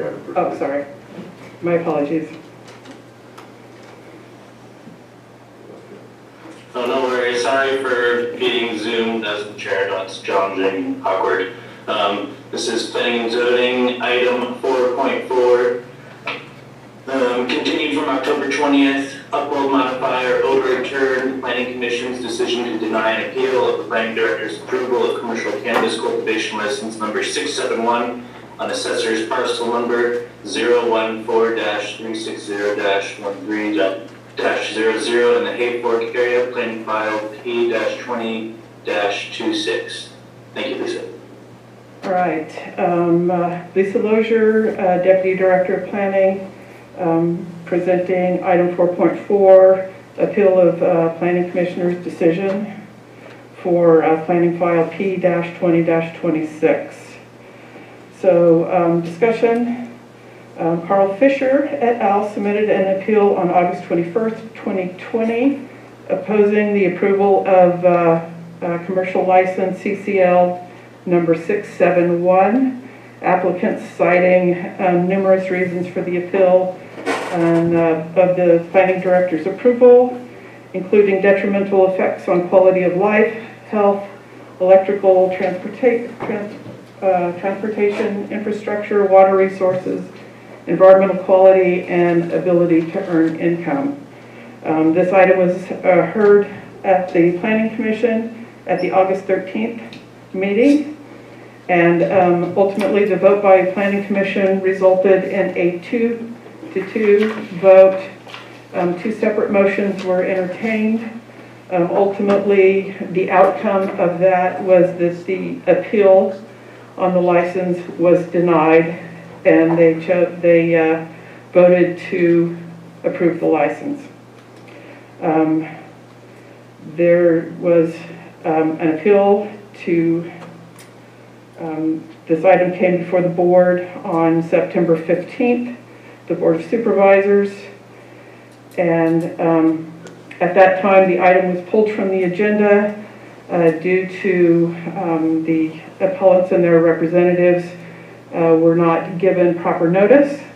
So the item was re-noticed for the October 20th Board of Supervisors meeting to be heard, and ultimately at that meeting, at the October 20th meeting, the matter was continued to November 17th, the 2020 Board of Supervisors meeting, which here we are today. Ultimately, you know, for this license, I'll keep this short, you know, because I know there's going to be some discussion. For the licensee, provided all the documentation that was required of him to do for CCL number 671, and ultimately it was that license was approved to be issued and then was ultimately appealed. So based on the applicant's work with the county, the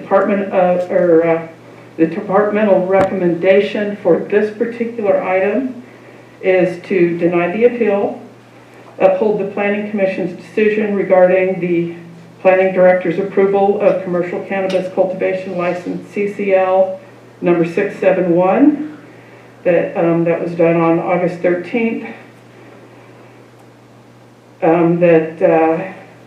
the request made by RVR Agricultural Enterprises LLC complies with provisions established by Trinity County Code Section 17.43. So that is going to conclude my presentation. You know, there may potentially be some questions. I have Margie DeRose here. Hopefully will be able to help me answer some of those questions. And if the board has questions for me, I would be glad to answer them. Supervisors, do you have any questions you'd like to ask? Not at the moment, I don't. Not at this time.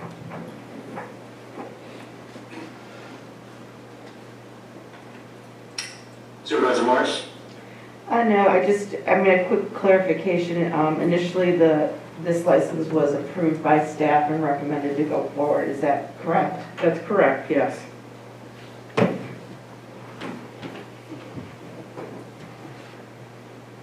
Supervisor Fenneman, do you have any technical questions you'd like to ask? Not at this time, thank you. Seeing that there are no technical questions, we will go to public comment on the item. Emma, are you able to distinguish if there are any Zoom members that would like to make a public comment? I believe that the representatives from both sides should speak first before public comment.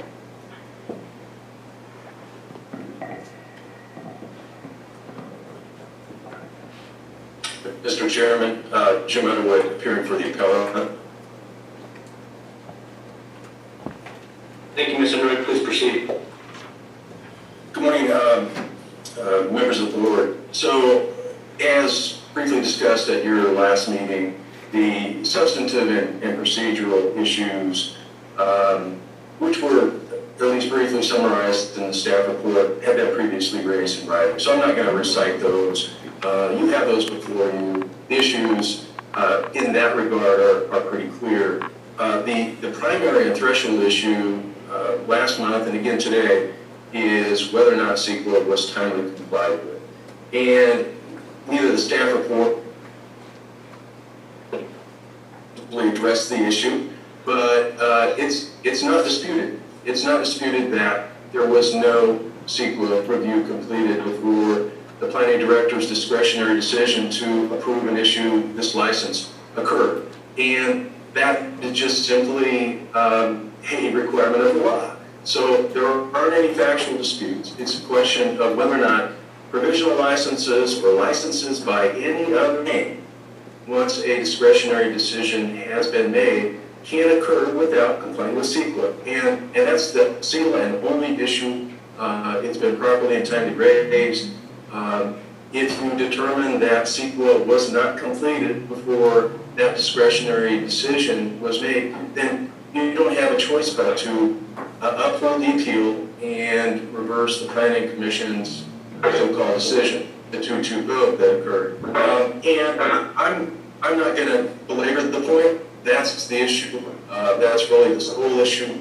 Kind of tangential issues that were raised and which delayed this hearing last time are immaterial and really somewhat frivolous. So there's no need for further continuance. There's not an appropriate basis to defer, and I would just ask the board to uphold the appeal and adhere to what your outside counsel has even publicly said is required, and that is you have to comply with CEQA before you approve and issue these licenses. And I'd be glad to answer any questions. Supervisors, do you have any questions for the appealant? Not at the moment. Not at this time. Supervisor Grunlow?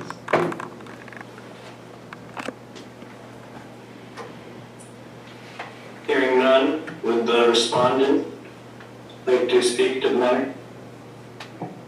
We would, thank you. Is there a representative? Thank you. Please. Good morning, supervisors. Good rainy morning to you. You know, I would love to talk about the law, and we can get there in a second.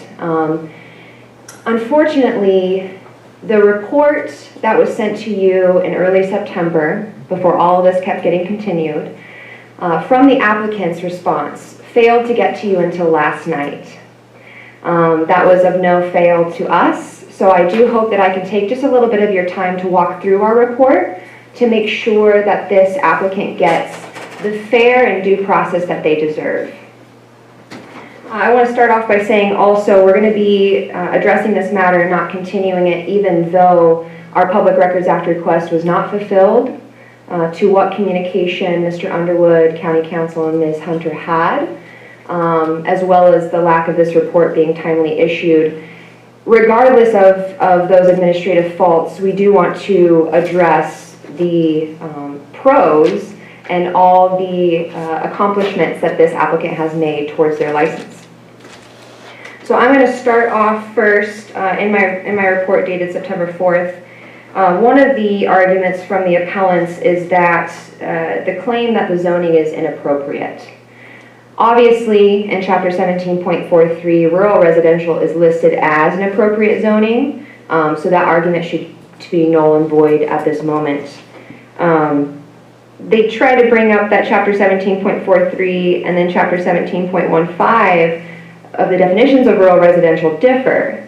However, I think you both can see the 17, or you all can see the 17 at the beginning of these codes. That means they're all zoning codes. So when the commercial cannabis activity, the commercial cannabis ordinances were adopted, they were adopted as an amendment to the zoning ordinance. Again, rural residential is an approved zoning for cannabis. In regards to CEQA, we did submit a project description that details an overview of what this project entails.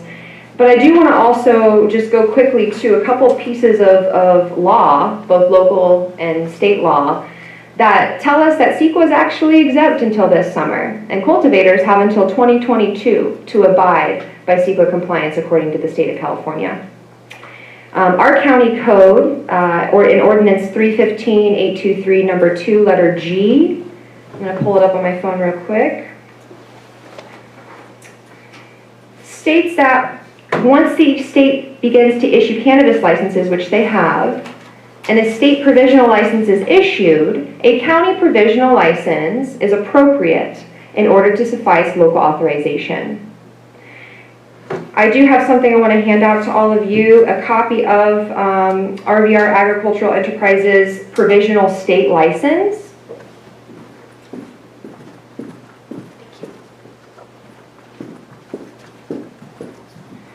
Mr. Lavoisier, who is the applicant, did receive approval at the state level for a provisional license, which then, according to our county code, leads us into being able to issue a county provisional license, while CEQA is being adhered to.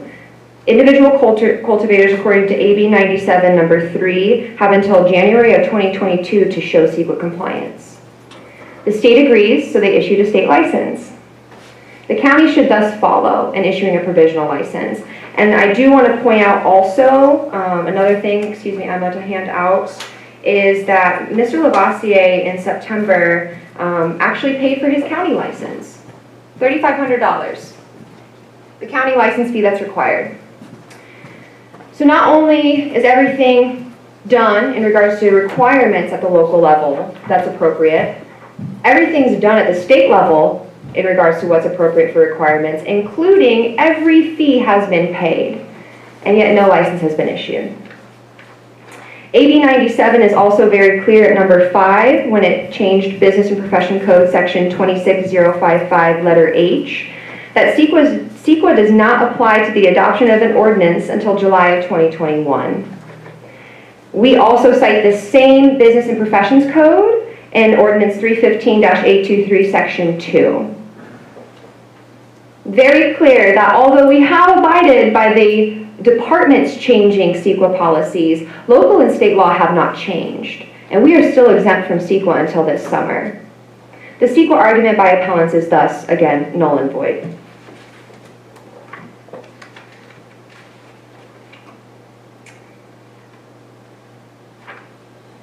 One more thing I wanted to point out, it's in the second to last paragraph of my report there. In the appellant's arguments, it's trying to be argued that Mr. Lavoisier has started building out his site and cultivating illegally. They submitted some pictures of hoop houses in their report. I want to point you to my very last page, attachments B and C of this report, where there are some pictures from a drone that you can see 3 different parcels. Figure 1 shows the hoop houses that Mr. Fisher et al. Captured, claiming that they were Mr. Lavoisier's hoop houses. And picture number 2 shows you actually Mr. Lavoisier's site that has nothing on it. The appellants, unfortunately, took pictures of the wrong site. There is an illegal cultivation on the other side of Mr. Fisher, who have started cultivating and who have built out hoop houses. Mr. Lavoisier, as you can see in this imagery, has nothing built out, and attachment C is the maintain site conditions sheet that he actually signed because he is maintaining site conditions until a license is issued. Again, every single part of our ordinance, of new policies coming from the department, they've all been adhered to. The department is even recommending approval of this license. The state has given a state license for them to start operating under in the spring. There is nothing left here for this applicant to do. And that's why we wanted to speak today and not continue this further, even further, because everything's been done. Fees have been paid. We've all been patiently waiting. And this is a family. May I remind you from the Planning Commission hearing, this is a family that's looking to relocate their entire family here. This is a family who is looking to open a family business in Hayfork, to bring jobs to Hayfork and to bring prosperity to Trinity County. This is an opportunity that many people have already gotten in this industry, in this county, and this is just yet another individual and another family that deserves this opportunity. This is a business that they're doing for their son to make sure he's taken care of the rest of his life. We're coming from grassroots here, y'all. And this is your opportunity as supervisors to step up and to support a local business. To not let the continued appeals and fights about incorrect laws and interpretations of them hold up somebody's business. I think it's very clear in this report and the department's recommendations and everything I said today that this appeal should be denied. Let's stop this madness. Let's issue this license. Let's get a family back here in our community to start their business next spring. I'd love to answer any questions you might have before I take a step down. Can I make one correction now? Though the report wasn't included in this board report, it was included in the September and was also provided to the board on the 20th, so they are familiar with it. So they've had time to review it, so it's not a last minute. Oh, perfect. I've never seen it in a staff report, so that's why I was just... It was on the 20th on that one, so the board has had ample time to review it. It's not a last minute review of it, so thank you. Sure, yeah, thank you. Anybody else have questions instead of corrections? Supervisor Groves Morris, Supervisor Fenley? No, thank you. Thank you very much. I do have a quick question. Supervisor Brown, if you can hear me. So the, judging by the photos and your comments just now, those hoop houses or greenhouses are not on the applicant's property, so there's some confusion. Yeah, there's confusion. The applicant has not started any sort of build out. They are adhering to the maintained site condition sheet that they signed. That's actually an illegal cultivation on the other side of Mr. Fisher, not somebody who's gone through the whole process and paid all their fees. Okay. And I have a question, I guess, from staff. So is this license approved as a provisional versus a permanent license? Is that what I understand? Yes, it's a provisional license. Okay, thank you. And that goes back to your point of, I believe, SB 97? Exactly. A state provisional license has been issued. It's absolutely appropriate to issue a local provisional license to continue this business, yeah. And back to staff, I believe the Planning Commission denied the appeal on this item, is that right? That's correct. Okay. It was a no action, basically. It was 2-2, so there was not a... Which is a denial. Which made it, the appeal not granted. Which is a denial, yes. Okay, that's all I have. Thank you, I don't Supervisors. know if Mr. Underwood had any questions or...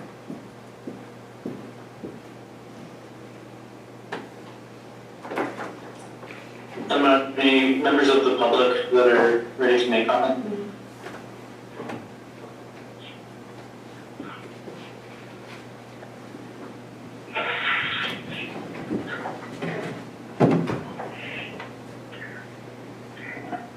Good morning, Mr. Chair. There you are. Members of the board, Tom Belanco, Douglas City. I've kind of tracked this case and followed it through. I think this appeal should be denied. And I did want to mention something about provisional licensing, because I know there was some confusion and I don't know what you might call it at a planning commission that, oh, there's no authorization for provisional licensing. There are, in fact, the Trinity County ordinance that I'm sure everybody here is familiar with only provides for provisional licensing. All the licensing in there is identified as provisional licensing. Since that ordinance was passed, we have gotten into the practice of identifying categorical exemptions and finding certain licenses exempt from CEQA. That is fine. I don't think there's anything wrong with that. If something is categorically exempt, it's categorically exempt. But the other licenses are provisional. They've always intended to be provisional because the county doesn't have a CEQA document to hold this evaluation against.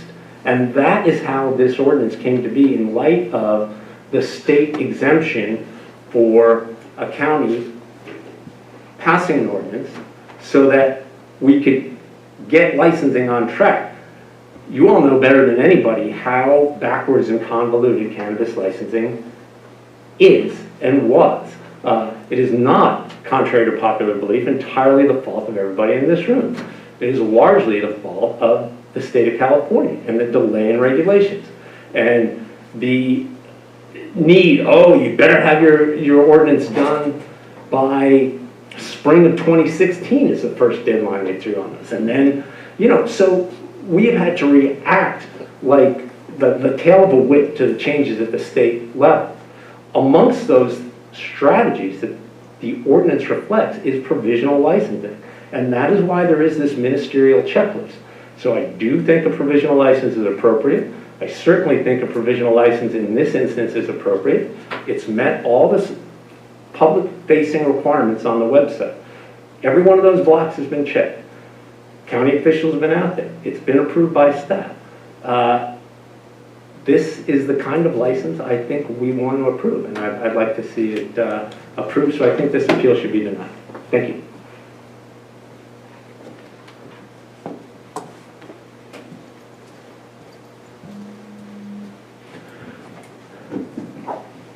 Good morning, Lisa Wright, Lewiston.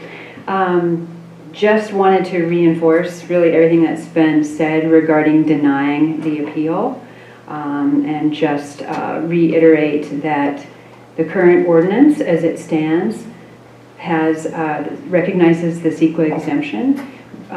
The current provisions of the planning department and the cannabis division have all been met, which takes it up to project description and an initial study of CEQA. There are no other requirements in writing. So I know that there have been some things said at planning commission meetings, but I've never seen any policy beyond what exists currently ever adopted. My understanding is that actually Derek Cole, your counsel for CEQA, had signed off on the process that is in place and is in writing currently. So this applicant has met absolutely, again, everything that's required. Fish and Wildlife, Water Board, has their state license, was approved by staff. So I urge you again to please just follow really the law that's out there for you that many of you adopted and created, and deny this appeal. Thank you.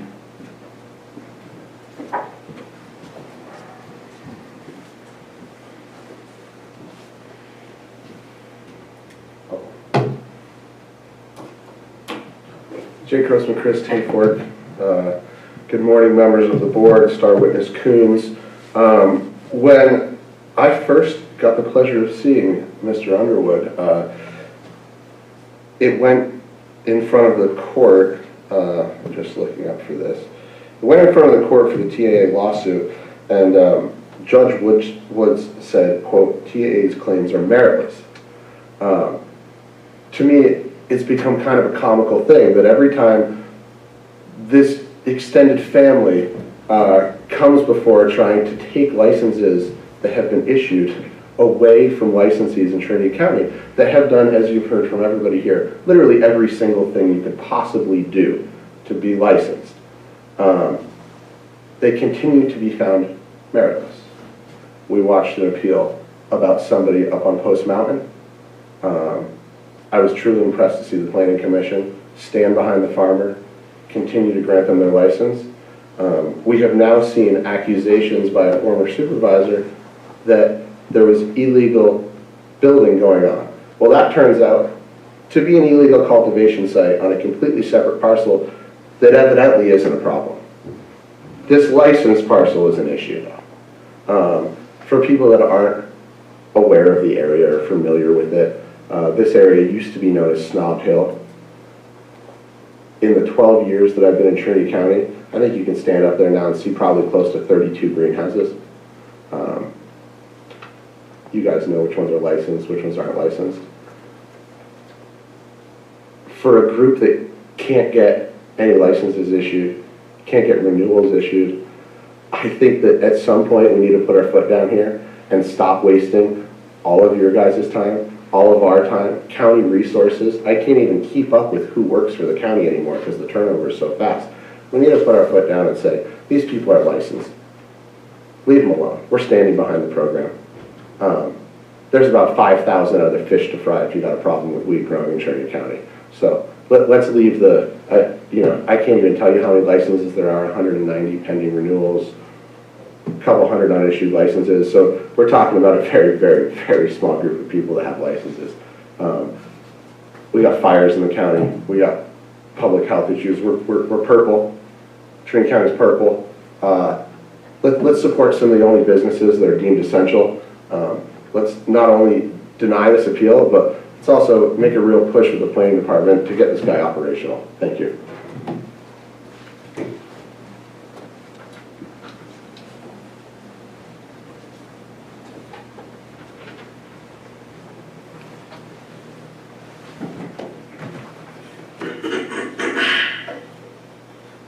Thank you, Board of Supervisors, for letting me come up and talk. My name is Ray Lavasser. I'm actually the licensee. We started this process over a year, about 14 months ago, a year and 2 months. Everything went clockwise all the way through June. In June is when we got notified of the permit. That was the last thing we needed, was the permit. So since June 26th to now, 5 months, just to get through this appeal process. And the stuff that they put forward, if you go up to the property, according to Fisher's lot, there's 4 illegal grows within 3 houses in any direction. Not one's legal. Here I am trying to go legal, doing everything up front, paying all the fees, going through all the paperwork. I'm out almost $120,000 to get this venture going for me and my family so we can move when I retire and start a business up here. And we're getting held up by these appeals that mean nothing. By the law, they don't apply. They're pushing out laws left and right that the sequel, you don't even got to be until 2021. But that's what they're basing their claim on. Please, let me and my family get things rolling. Please deny the appeal.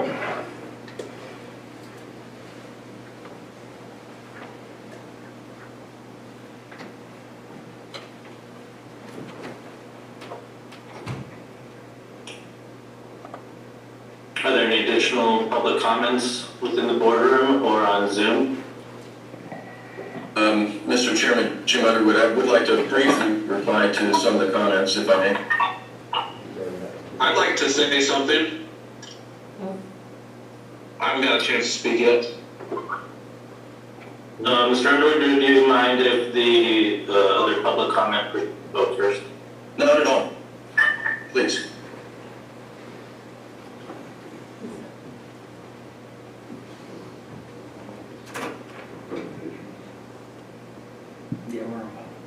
Would the other resident like to speak? Oh, yeah, that's me. Will I get a chance to rebuttal as well?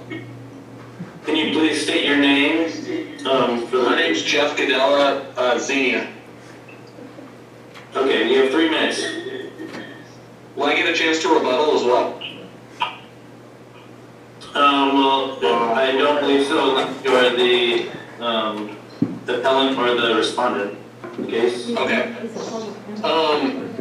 I'd just like to, I don't know the licensee or even where this grow is, but I think that the appeal should be denied. It's time to allow people doing the right thing to operate. It's far past that time. I'd like to reiterate what Tom Blanco and Anna Wright said about these provisional licenses are absolutely acceptable to be issued by the state and the counties. There's a statutory exemption in state law that exempt us from CEQA, and that's how we're all operating right now. And it's more than likely that exemption is going to be extended again, because we're not the only county facing this dilemma. I believe Humboldt, Mendo, and several counties down south are having the same issues. The people fighting this on the CEQA grounds are not environmentalists. They are cannabis haters. They hate the plant, and this is how they are going about fighting it, since all the other nonsense about the plant has kind of been debunked over the years. It is medicine. It's not that harmful. And I'd also like the board to realize that not only is Underwood wrong about the provisional license, but so is our county council, Derek Cole. He's flat out wrong about this, and this argument's going to come up again in regards to the EIR. And I hope the county council or the board of supervisors realizes that our county council's Cole is flat out wrong about this. And honestly, I don't think he's much of a lawyer. I don't think he's the powerhouse genius SQL lawyer that he claims to be. And so I just hope you guys keep that in mind when things heat up for this EIR discussion coming up pretty quick. Thank you. Thank you for your comments. Emma, are there any additional Zoom speakers or call-in speakers that you are aware of? I would like to speak. Can you please state your name for the record? John Brower from Junction City. Thank you. You have 3 minutes. Thank you. I agree with the previous speaker. The provisional licensing is enshrined in our ordinance, multiple places in the ordinances. Each update to the ordinances, it talks about provisional licensing. All licenses issued in Trinity County are provisional. And the previous speakers were absolutely correct that it's part of the state program, it's part of the state plan. If it weren't for provisional cannabis licenses, Trinity County would still have 0 cannabis licenses. And it's an essential part of this transition from an unregulated market, a pre-existing industry, into the regulated model. So I really want to encourage the supervisors to continue on this path and deny this appeal and allow planning to issue this provisional license. It's going to take time for all licensees to get through all of the CEQA hoops that are present today and coming in the future. So the provisional license program allows them to continue operations pending that more intensive review and those other hoops to jump through that are going to take some time. And if you read the ordinance, Carl Fisher signed it. Carl Fisher voted for and signed the ordinance that allows for cannabis cultivation in rural residential zoning. So, again, this is the only practical means of our county moving forward with this transition. So, please deny this appeal and keep this thing moving. Thank you. Thank you for your comments. I would like to speak. Please state your name for the record. Marie Peterson, Beaverville. Thank you. I really urge the board to deny this appeal. I believe that by creating these extreme barriers to entry for the white market, we're just supporting the black market. I've seen years and years, over a decade of the tragedy of the commons.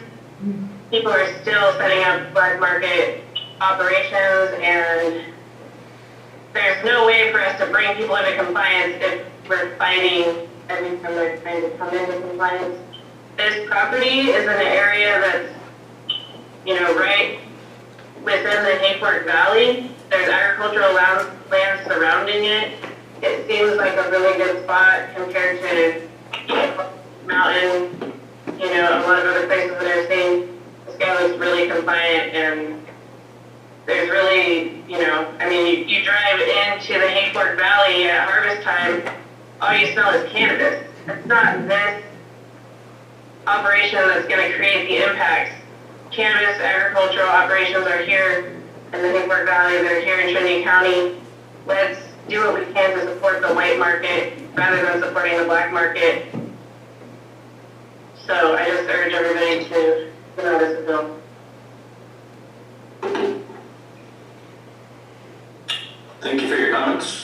Are there any other public comment? I'd like to talk. Can you please state your name for the record? I'm sorry, I wasn't sure if I pushed the right button or not. I apologize. Hi, this is Sherry Lavasser. My husband and I are the owners of RBR. I would just like to reiterate that both my husband and I have done everything possible within the law. We have gotten our permits. We have done anything and everything that has been asked of us. As they stated, the CEQA is not needed until 2021, yet we are already on board and submitted the paperwork. We want to make sure that everything is done properly. This is going to be our livelihood. My husband is intending to retire, and this is what we want to do. I'm very excited that we are going to go be able to live in that community. It brings me back to my original hometown roots when I grew up in a small city called Bolton. I want that life. I'm watching everything that's on Hayfork web pages now, and it's just so exciting, and I can't wait. But I also would like to share that we have also taken the state classes and have been issued our tags for the plants. We've done our classes on how to do the matrix for the plants, and we've done the classes on how to be waymasters for the plants. So all I'm asking is that you deny this appeal. We've done everything that's been asked of us, and I'm excited for the opportunity that we're going to be able to bring to the community. Thank you. Thank you for your comments. Are there any additional public speakers on the phone or on the Zoom that would like to speak? Hearing none. Yes, this will be your closing statement. We won't do any more. Point of order. Chair Chadwick set the precedent last meeting that once, if you allow one person more time for public comment, then you must allow everybody. Public comment's closed now, aren't we? Oh, he spoke during public comment. Who's that? As Mr. a Underwood. representative, Yeah. it's not public comment. They get opening statements and closing statements, I believe. Yes, and she'll have a chance to respond.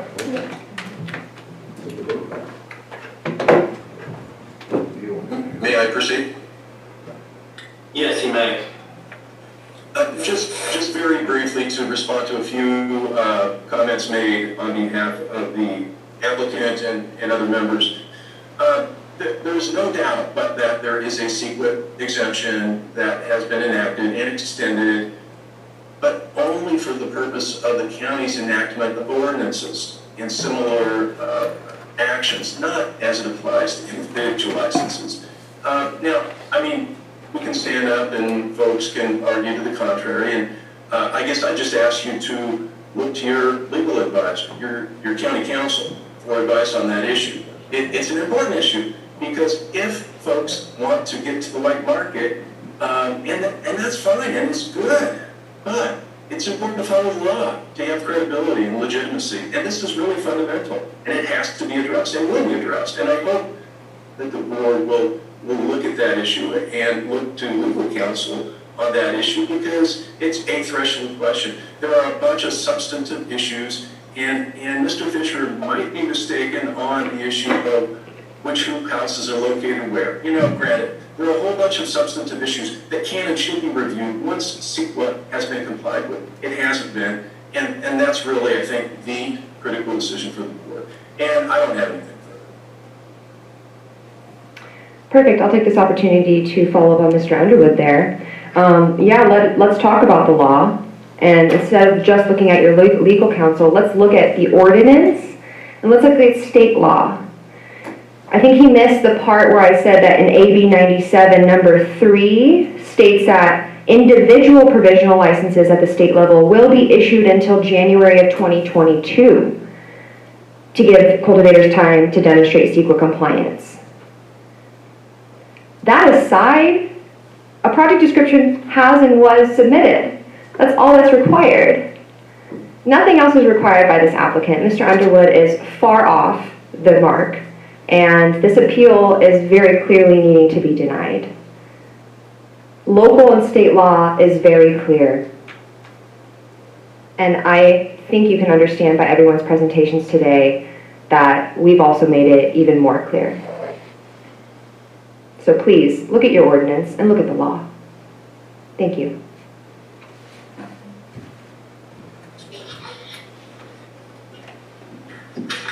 Thank you for your comments. I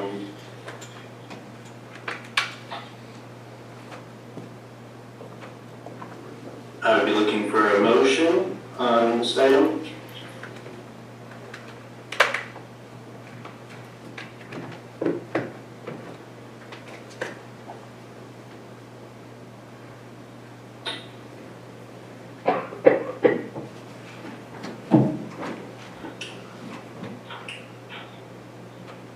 Is there further discussion that the board would like to have on this item? If so, it does, my understanding, require a motion to have further discussion. Oh, I do have a question, sorry, Supervisor Brown. I doubt that you have this at your fingertips. Thank you. Do we have any complaints on the illegal grows in the area? Do we know by chance? No, okay. I don't know if Margaret has anything, or she can. It's ironic that if we don't have any complaints on these illegal grows, but we're going after appealing somebody that is trying to do the right thing. And in terms of Margaret, are you there? I am. I'm here. Okay. Any guidance on any of this with the AB 97 and provisional, and obviously their process started way before any announcement from Council Cole, which I'm not sure has been resolved, so just curious if you had anything to add.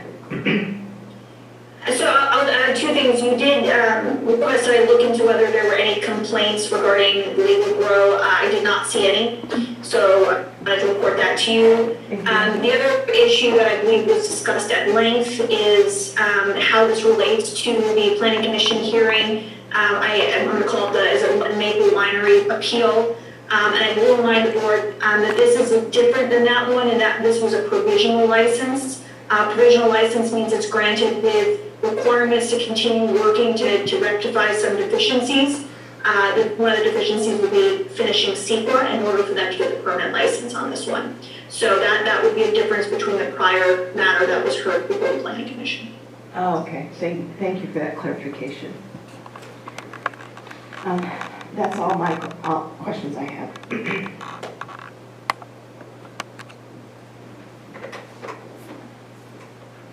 Supervisor Groves or Supervisor Penley, do either of you have any further questions? Well, I will have a statement that we have a lot of legal opinions coming out of the audience and everywhere here. I think there is mass confusion on when CEQA is due and when it's not due, and if it's the county's ordinance, the state's ordinance, or the applicant's. We have not come to a full resolution on that as of so far. I mean, I have my opinions, but we'll wait. And as for that, this ordinance was only for provisional. That's not my understanding of this at all. We have applicants in this room today that did full CEQA compliance to get some of their work done through this ordinance. So we really have two issues. We have this ongoing definition of the CEQA work, and then we have an applicant that has complied with everything that we asked for at the time. I don't want to get the two confused. We have a bigger issue that we have to deal with versus what this applicant has gone through. So that's my statement this time.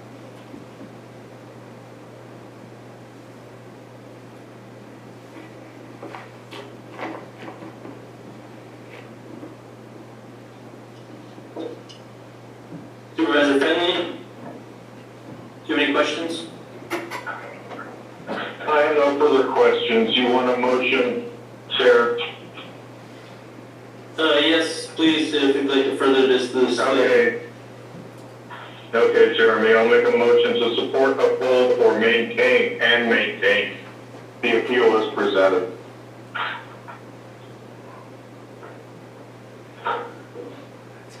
I'm confused on this. To be clear, you are motioning to deny the appeal? No, I am not. I am making a motion to support, uphold, maintain the appeal. Okay, thank you. You're welcome.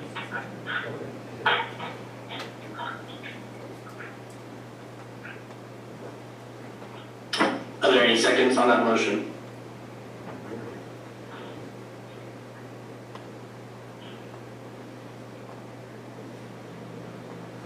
Hearing none, the motion fails. I will move to All right, deny thank you.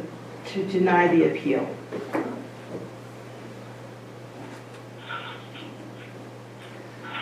I will second for further discussion. We have a motion and a second on the table.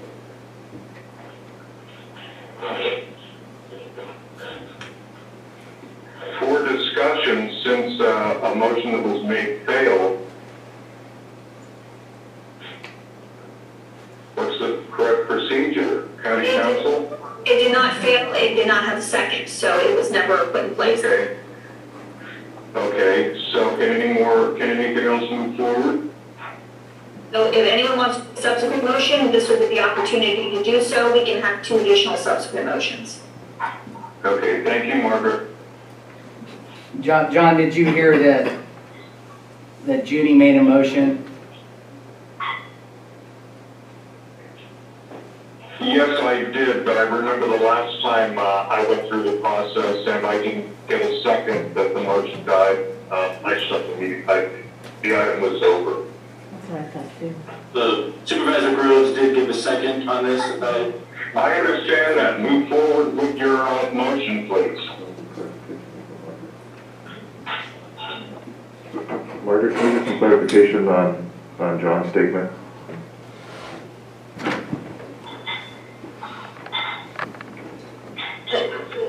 CAO, would you like me to respond to that?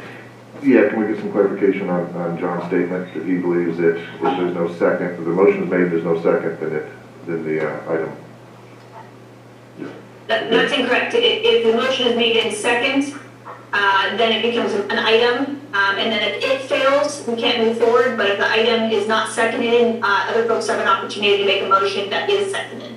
So we're ready to move forward. Thank you. Correct.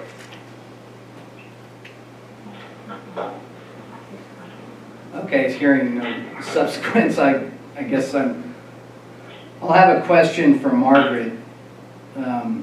Margaret, we've been in this land where we've contradicted ourselves with, we have provisionals, we don't have provisionals, we have CEQA work that can be done later. So my overall general question to you is, if we vote to deny the appeal in this applicant, does that set a precedent to our oncoming discussions that we're going to have later about this, if this county has provisionals, or what the CEQA work needs to be done for all new licenses? And So I do want to make it clear that we're not looking at this as a precedent-setting item. We're looking at it for the specific facts that are before the board here today. There are a number of factors where this matter can be denied or can be approved. And so again, we're not specifying anything precedent related to that. That's further discussion from the board on how you want your policy, your cannabis policy to look. So I would request that you look at this specifically based on the facts that are before you related to this specific item. Okay, with that, I would, my viewpoint is that since we brought confusion into this, the applicant seems to have done everything we asked him at the time, that I would be in favor of denying the appeal, holding all other issues off to a later date. And that would be a factor for you to consider, correct? Thank you, Council. Margaret, can you verify that the statement was true in that the state has allowed provisional licenses to extend their CEQA into the year of 2022? My understanding that is correct. Thank you very much. But remember, Jeremy, the state license is irrelevant in this situation.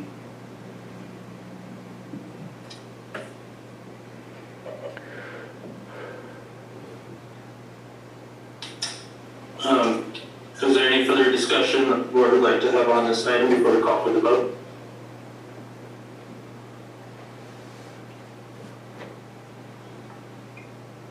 Supervisor Finley? Nope, thank you. Supervisor Morris? Are you asking for my vote or any more comments? I'm just asking if you have any further item of discussion. I do not, thank you. Hearing no other comments, Emma, will you please pull the board? Yes, so we have the motion by Supervisor Morris to deny the appeal and a second by Supervisor Groves. Supervisor Groves, how do you vote? Yes. Supervisor Morris? Yes. Supervisor Fenley? No. And Supervisor Brown? Yes. I believe that this passes 3-1. Thank you. Yes, it does.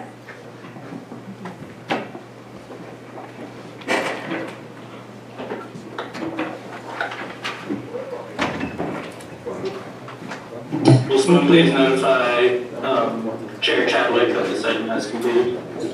Yes, thank you. Thank you.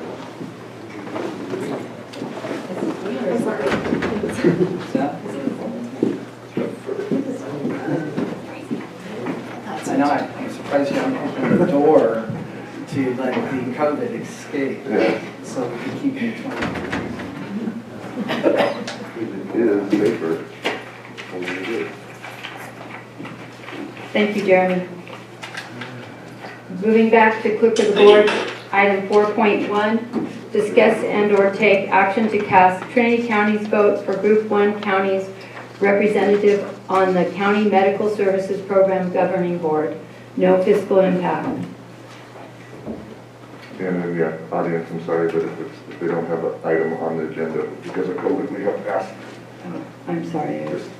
So because the doctor has put us in purple, there can be no public in this room until you have an item on the agenda. So if you have an item on the agenda, you're more than welcome to address that during that time, but we cannot have public in the Board of Supervisors room according to the Public Health Director. In the state of California. In the state of California, the governor's mandated this. Sorry, guys.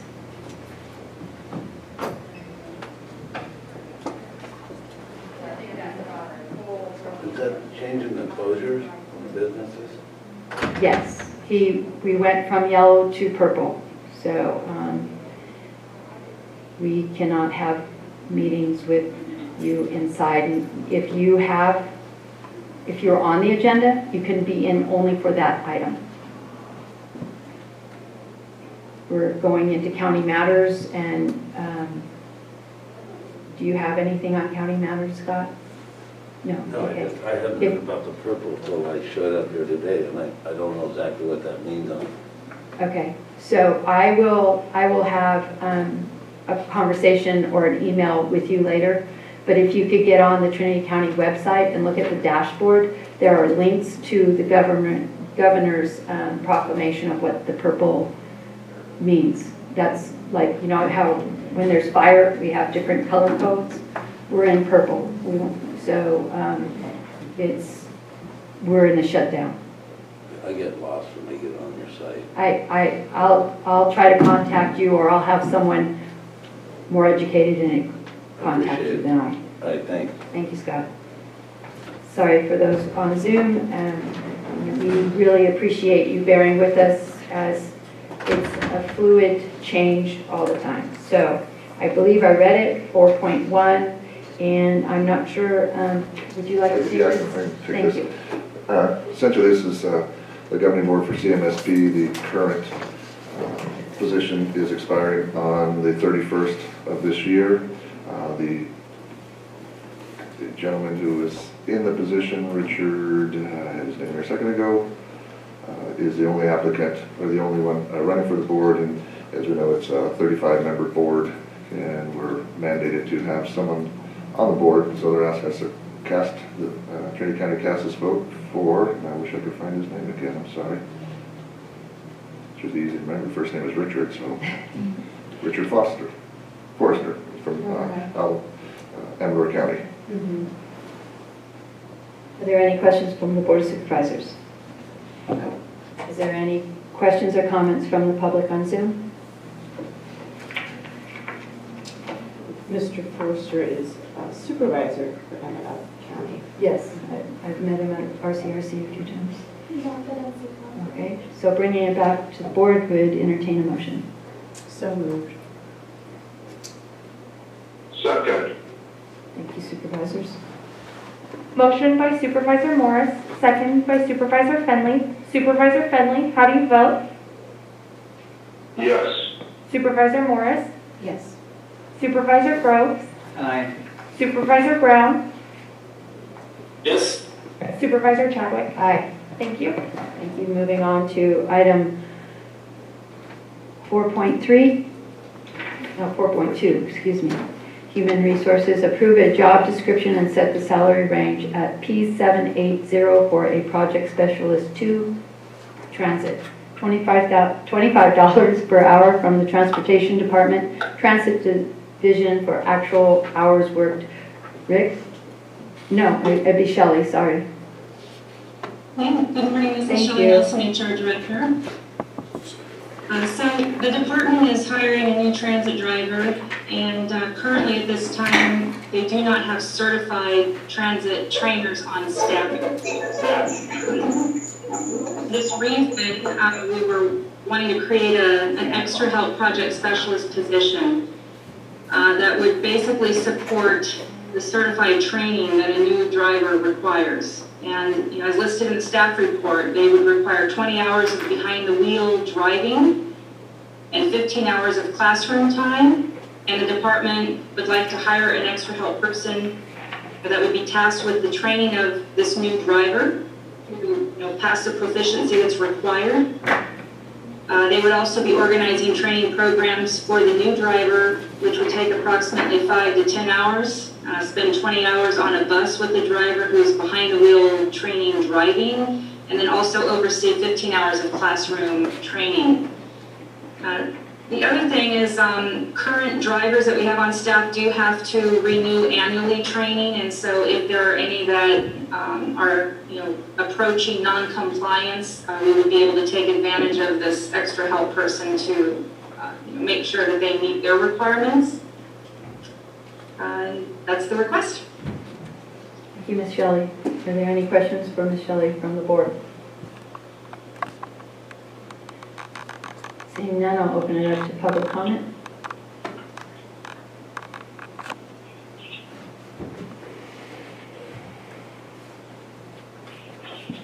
Bringing it back to the board, I would entertain a motion. So moved. Motion to approve Fenley. I'll second, John. Thank you. We have a motion by Supervisor Finley and a second by Supervisor Groves. Supervisor Groves, how do you vote? Aye.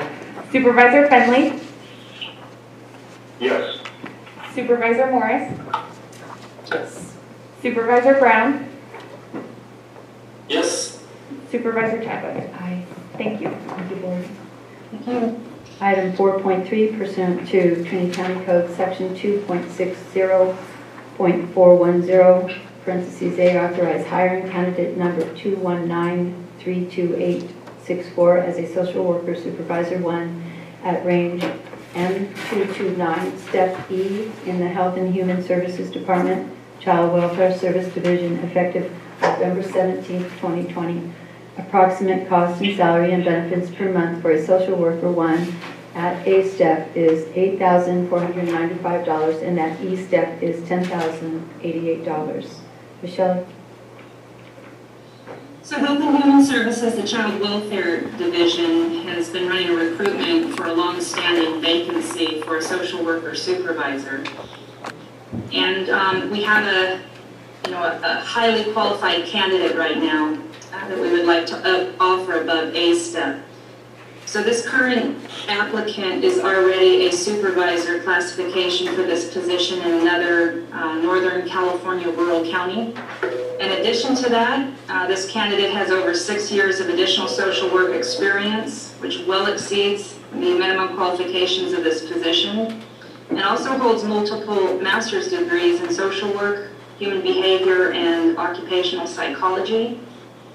So the department, would like to recognize this education experience and positive revenues and offer them above A. Thank you, Michelle. Any questions for Shelley? No? Supervisor Finley or Supervisor Brown, do you have any questions? No, I do not. Thank you. Opening it up for public comment on Zoom. Bringing it back to the board, I'd entertain a motion. So moved. Second. Thank you, Supervisor. We have a motion by Supervisor Morris and a second by Supervisor Groves. Supervisor Groves, how do you vote? Aye. Supervisor Morris? Yes. Supervisor Finley? Yes. Supervisor Brown? Yes. Supervisor Chadwick? Aye. Thank you. Thank you.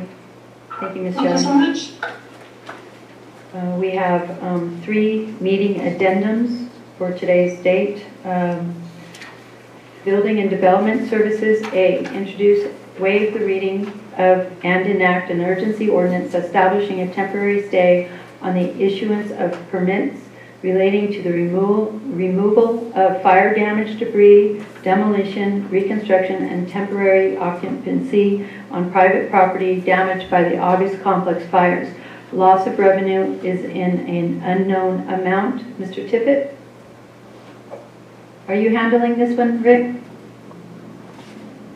No. Oh, I'm sorry. Addendum item C.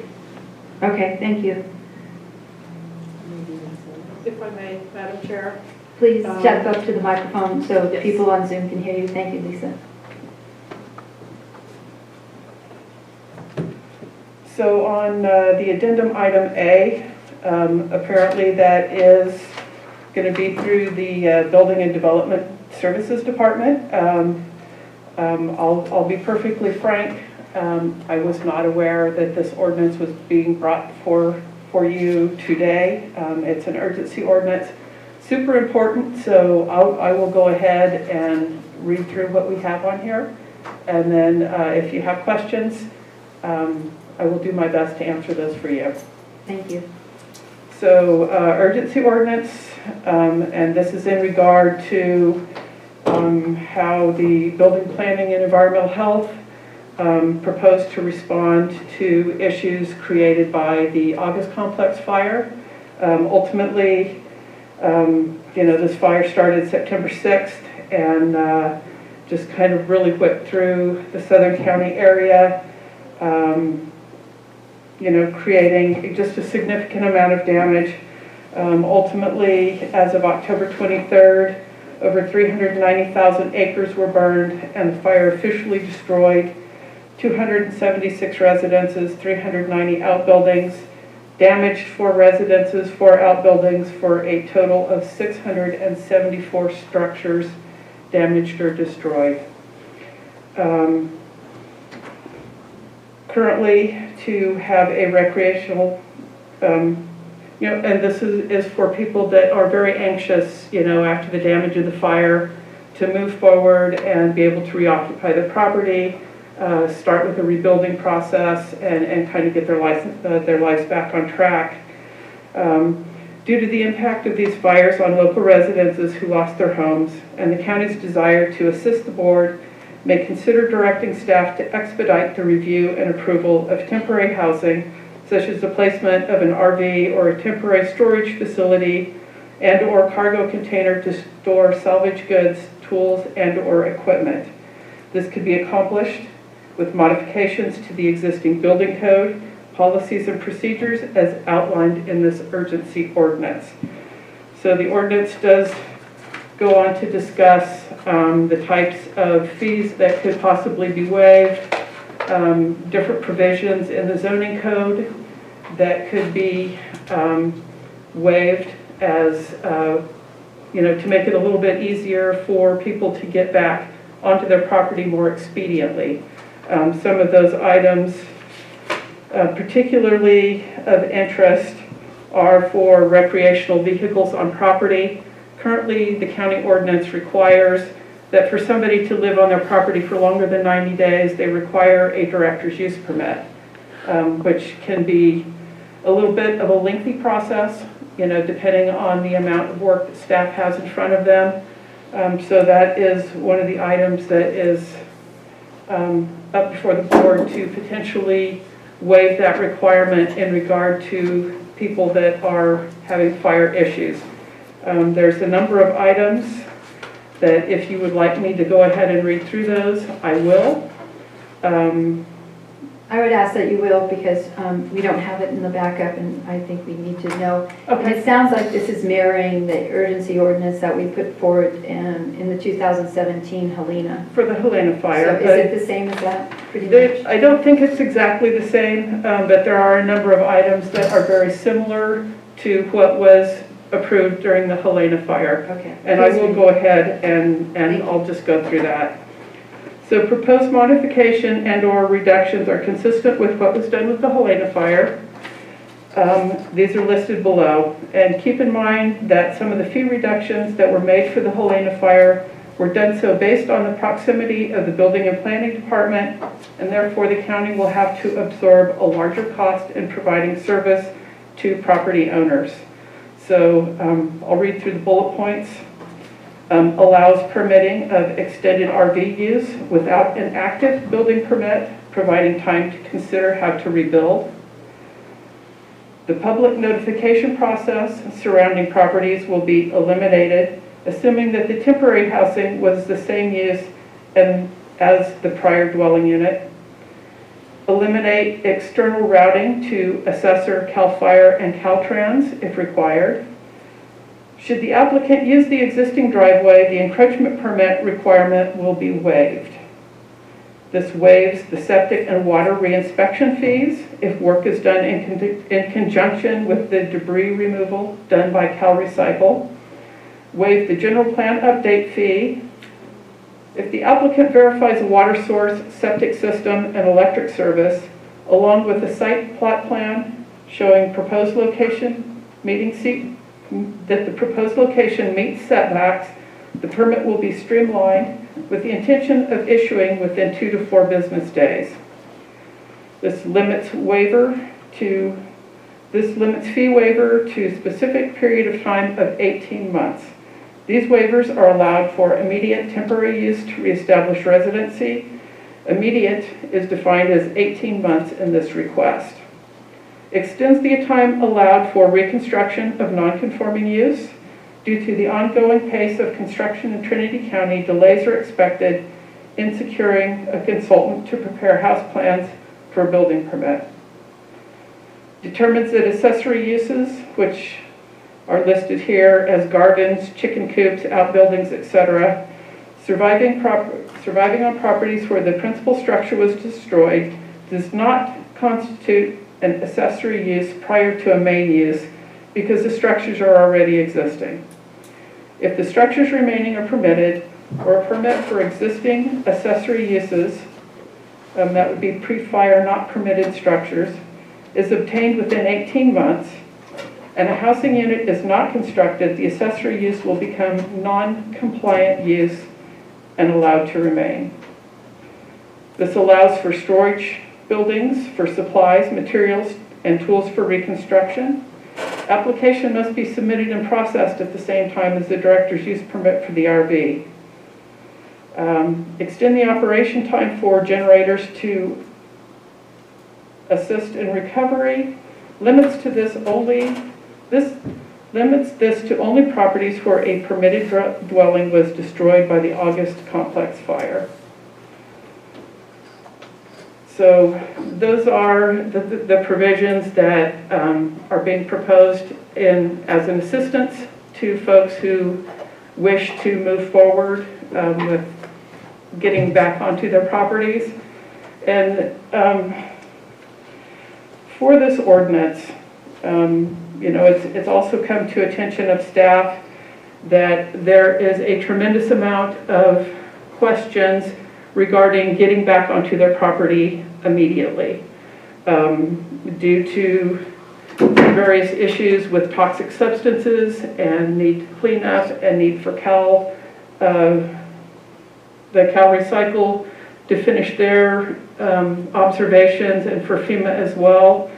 It is being requested that there be a stay on issuing permits for reoccupying property until the requirements for FEMA and Cal Recycle, those reports can be finished up. So the departmental recommendation, it is staff's recommendation that the board introduce, waive the reading of, and enact an urgency ordinance establishing a temporary stay on the issuance of permits relating to the removal of fire damaged debris, demolition, reconstruction, and temporary occupancy on private property damaged by the August complex fires. Thank you. Are there any questions for Ms. Loser? Supervisor Finley? Let me unmute.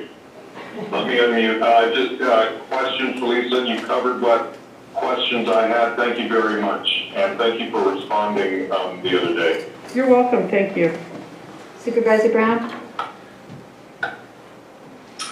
No, I don't have any questions. I think it's a nice progressive way of approaching this situation. Thank you, Supervisor Brown. Well, for not being prepared and knowing you were going to do it, you did an excellent, really great job. So thank you. It's a very important issue. It is. So there's nothing more important than someone who has lost everything to feel like they can take control and get back on their property and rebuild their lives. So I think this is a wonderful way to help that move forward. We'll open it up to public comment. I do have one question. Yes, sir. So this is for the August complex only. Did we have any damaged homes in the Red Salmon complex that we should add that part of this same thing? Would we be able to modify, County Council, can we modify this language to include any and all structures that may have been damaged? I don't know if there is any in the Red Salmon as well, but is there a way to make a motion to include any of those other fires that we have had? So legally, yes, you can make that motion. I see Rick unmuted himself, who might provide some information on the appropriateness from a land use perspective, but from a legal perspective, yes, you can do that. Thank you. Rick? I was just going to mention that I believe the red salmon was strictly contained to the Trinity Alps wilderness. Okay, so we know of no homes or structures that were damaged. That's actually good news. Supervisor Morris? Margaret, I have a question. Since this is an urgency ordinance, we will have to bring this back in what, 15 days, 30 days? 45 days. 45? Okay. Oh, that was it. Thank you. Covered it in December. Okay, opening up to the public. Is there any public comments? Thank you, Ms. Sumner. Bringing it back to the board, looking for a motion? So moved. Second? Unless John wants it. Motion by Supervisor Groves, second by Supervisor Morris. Supervisor Morris, how do you vote? Yes. Supervisor Groves? Aye. Supervisor Fenley? Yes. Supervisor Brown? Yes. Supervisor Chadwick? Aye. Thank you. I'm going to go ahead and take these out of order because the director has been waiting very patiently, and he reassures me this will go quickly, so we are going to take C. Ratify the Director of Transportation's signature on a contract change order number 4 to the agreement with the Elton Construction Company making revisions to dispatch layout, number of inmate phones, IT, cabling, and room, performance time, type of block used for rec yard, paging speakers, joint trench, lock set functions, sewage vault, and grinder, wire mesh, infill, detention door, and inmate bunk style, and increasing the cost by $168,642.97 to construct the Trinity County Sheriff's Detention Facility. No additional general fund impact, $168,643 from existing allocation for jail construction. Welcome, Rick. You're muted. We can't hear you.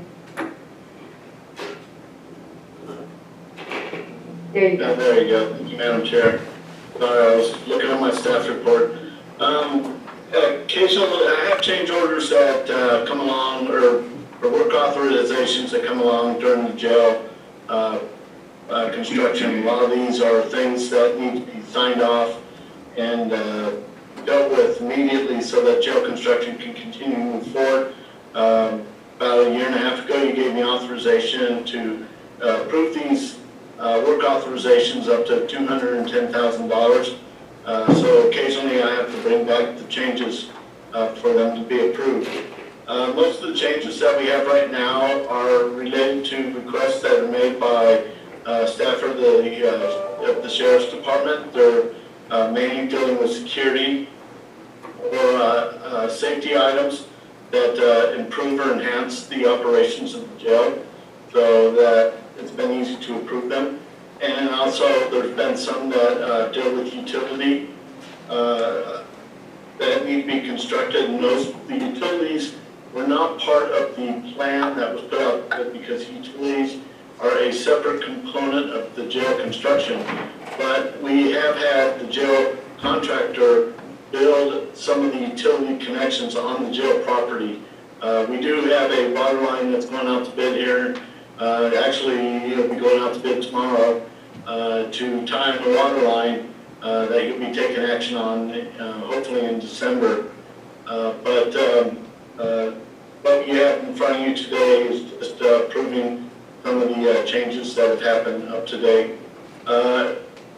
Fiscal-wise, project as well within the limits of the budget. I did include a sheet in the back that had what some of the budget items were, and we had dry utilities, water, sewer, and contingency.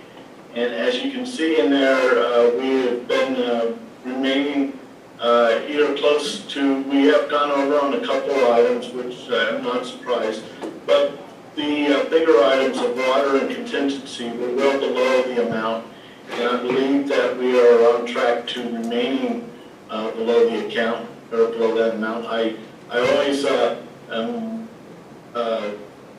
careful to say that we will not use it, because then I get jinxed, and then we do use it. But the fortunate thing is right now contingency is running well within limits, and I believe the water line on what we have had going through construction might come in about 20 to 30% under budget. So I'm feeling really comfortable where we sit right now, budget-wise, and can tell you that I believe that we might be able to deliver the project under budget. But I do need to get this change order approved. They give me authorization to move forward with items that might come up after this point. So with that, I can answer any questions. Any questions from the board? Supervisor Finley?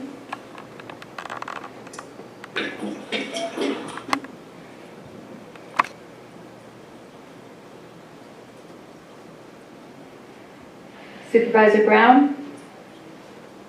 No, I haven't, thank you. Supervisor Finley, if you're talking, we couldn't hear you, so I just moved on. I apologize if I didn't give you opportunity. No, I'm fine. Okay, thank you. I had to walk to the phone to unmute it. Okay, and so I'm going to open it to the public for any public input. Looking to Emma. Seeing none. No one wants to jinx this, Rick, but to come under budget is really a feat. So we're looking forward to that final report out. Entertain a motion? So moved. I'll be happy to second. Motion by Supervisor Morris, second by Supervisor Chadwick. Supervisor Chadwick, how do you vote? Aye. Supervisor Morris? Yes. Supervisor Groves? Aye. Supervisor Finley? Yes. Supervisor Brown? Aye. Thank you. Thank you, Rick. B, Thank you. Planning and Zoning. Introduce and waive the reading of an ordinance amending Trinity County Zoning Code Section 17.43.30, correcting an error of omission and restoring language restricting commercial cannabis cultivation licenses to one license per person/entity or per legal parcel. Unknown fiscal impact. Thank you for stepping up to the plate. Sure. Madam Chairman, board members, Lisa Lozier, Deputy Director, I will be presenting this item for you. As directed by the Board of Supervisors on October 20th, 2020, an amendment to the zoning code, section 17.43.30, to correct an error of omission and restore language restricting commercial cannabis cultivation licenses to one license per legal parcel. So, discussion on this item. The proposed amendment to zoning code 17.43.030, application requirements, is to restore language inadvertently omitted with the adoption of ordinance 315-843 in February of 2019. Specifically, the language omitted was found in 17.43.030 subset B by ordinance 315-823, which stated, only one application countywide may be submitted per person/entity or per legal parcel. So because this issue predates my time with the county, I think what I would like to do is read the ordinance. It's not extensive, but I think it will lay out the timeline and specifics of what's being requested. So I'm going to do that. So this is an ordinance of the Board of Supervisors of the County of Trinity amending Code Section 17.43.030 to correct an unintentional error and omission of language restricting cannabis cultivation to licenses, one application per legal parcel. So on February 5th, 2019, the Board of Supervisors took the following action regarding the commercial cannabis ordinance: to introduce and waive the reading of an ordinance amending Section 43 of the Trinity County Ordinance Number 315 regarding commercial cannabis cultivation regulations, removing July 1st, 19, and capitalizing the on page 11, section 4B2, removing or the California Department of Food and Agriculture from page 12, section 5, subset VI, and replacing may with shall on page 15, subsection 9, subset E, and removing unless you are seeking a license for property zoned agricultural, A, agricultural preserve, AP, or agricultural forest, AF on page 11, section B, subset II. And whereas on February 20th, 2019, the Board of Supervisors took the following action regarding the commercial cannabis ordinance. Waived the reading of and enacted ordinance 315-843, which amends Trinity County Code section 17.43 regarding commercial cannabis cultivation, keeping section 4, subset A, reading 30 of those licenses shall be issued to properties within Trinity County Waterworks District Number 1. Whereas it was clear to the board that did not intend to remove section 3B from the ordinance, which read, only one application countywide may be submitted per person/entity or per legal parcel. However, it appears that this section was inadvertently dropped from the ordinance. This is evidenced by the fact that there was a blank between section 3, subset A, and 3, subset C, and there was no action taken on this section by the board. To prevent any confusion, the Board of Supervisors hereby corrects this inadvertent error by adding in the following section back into the ordinance. Only one application countywide may be submitted per parcel/entity or per legal parcel.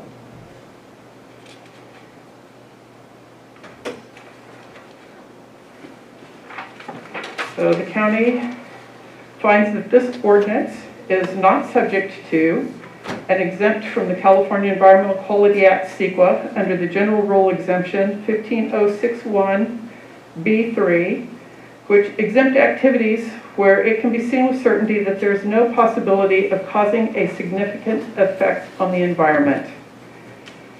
And last section, this ordinance shall take effect and be in full force and effect 30 days after its passage and before the expiration of 15 days after passage of this ordinance. It shall be published once with the names of the members of the Board of Supervisors voting for and against the ordinance of the Trinity in the Trinity Journal newspaper of general circulation, published in the County of Trinity, State of California.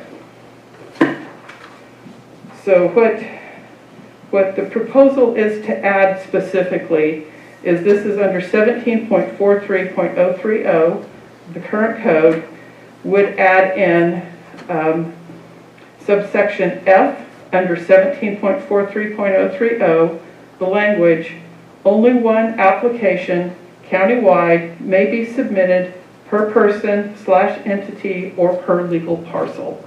That is what is proposed to be added to the current ordinance. The only thing that I would like to bring up at this point is as I was looking through the ordinance and comparing to our current, what our current ordinance is on 17.43.030. If you, Margie, if you would look with me, please, and just verify I'm correct on this, is when you get to 17.43.030 and it lists A, B, C, D, E, and there's already an F. So I would propose that that change be made to G if the intent is to add that language at the end of section 17.43.030. Are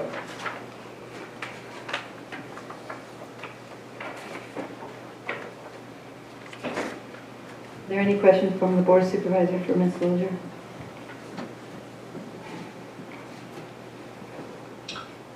No, this for me. Thank you. Supervisor Finley?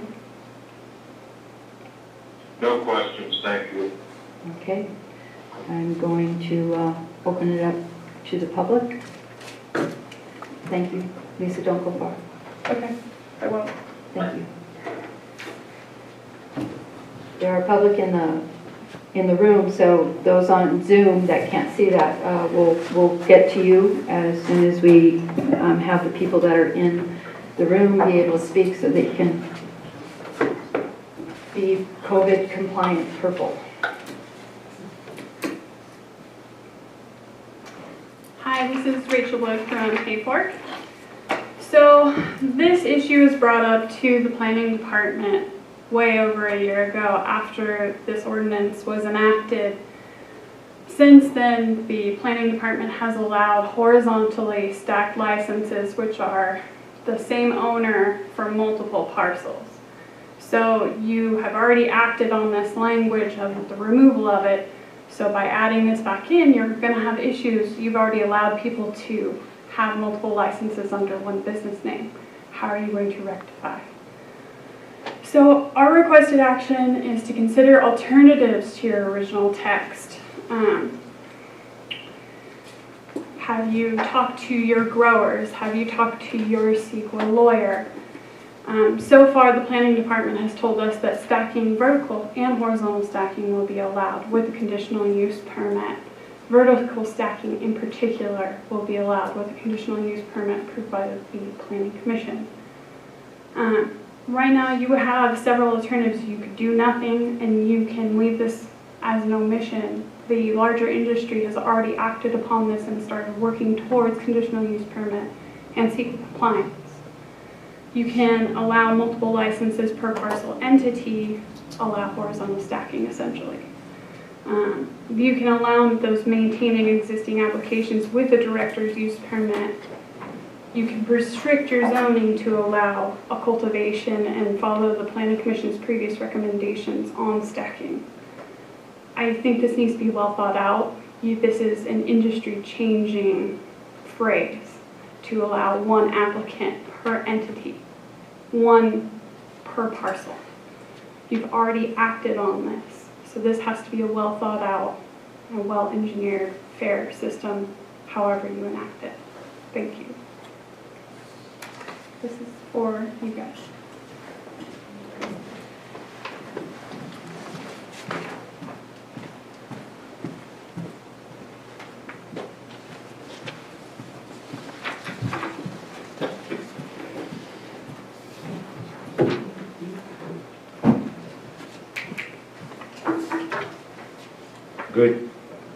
Good noon, Madam Chair, members of the board. Tom Belenko, Douglas City. A couple things about this. First and foremost, I think the CEQA finding is certainly mistaken. This absolutely has a chance to impact the environment. If you have one access road with 4 licenses lined up right there, that is significantly less impact than 4 access roads in 4 parcels in 4 different neighborhoods for 4 licenses that are not stacked up together. That is a very significant difference.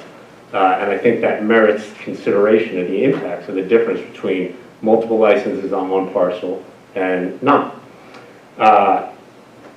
Number 2, and I think more important, and part of how we get into the question of what CEQA considerations are appropriate here, by definition, as this agenda item is listed, this is an amendment to a zoning ordinance. To if not directly quote, paraphrase my personal friend and professional adversary, John Letton, who stood here and said, when you do an amendment to a zoning ordinance, Government Code Section 65854 says the first step is to go to the Planning Commission. Any amendment to a land use ordinance for zoning has to first have a public hearing at the Planning Commission. This is an amendment.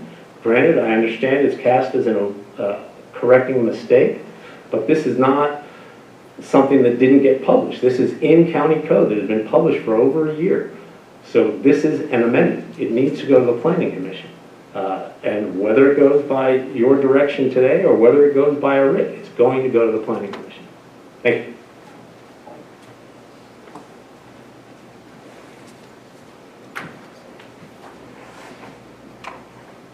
Chair Lisa Wright, Lewiston.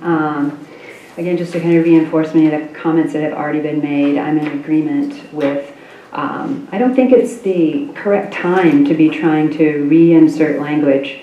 It's already been pointed out that many entities have spread licenses across parcels to have a single entity, a business that they can operate from, because it's difficult to be, for some, as profitable if you can only have one license. So what you're setting up, if you would go back to this, is people now having to create corporations and LLCs and all these multiple entities to try to, do workarounds. And I think that would really be a waste of time and energy and really discouraging for the industry as a whole, who are trying to build out businesses. Secondly, the environmental impact from spreading out licenses has shown to be much greater than consolidating licenses, where you can look at a specific site, you can do CEQA analysis and mitigation measures, and it's a concentrated then effort. So your cumulative impact, which everyone loves to use that phrase, isn't spread out around the county but concentrated in areas, and that really makes greater sense from a CEQA perspective. So the language in this urgency, or this change, this ordinance change, I think is an error as well, to say that there isn't any kind of CEQA impact from doing this. And then kind of finally, going back to when this was taken out of the ordinance in February of 2019, the Planning Commission had very thoughtfully gone through a whole process to come up with a procedure for allowing multiple licenses on parcels based on zoning. Certain zones could go through the regular ministerial process, and other zoning types would have to go through a conditional use permit. And at that time, this very board said, you know what, we're going to pull that out on the advice of our CEQA consultants, because we want to wait until after the EIR to address this. So now, to kind of preempt what's going to be revealed this week and has come out electronically, a final EIR, I think is inappropriate for the board to act at this time to make that kind of change. And it goes against your practice in the past as well, and why you pulled that out in the first place. So I urge you to not adopt this change and reinsert that language into our ordinance. Thank you.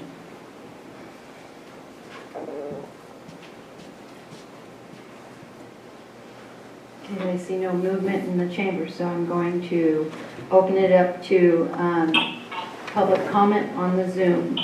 Welcome to the Board of Supervisors. Are there anyone waiting on Zoom?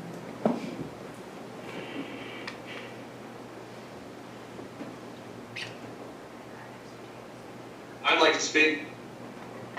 Please state your name. Jeff Gadella, Xenia. Welcome, Jeff. I'd like to, I'd like you guys to leave the ordinance unchanged. I applied for a type 3 1 acre license a year ago, still going through that process. It's slow.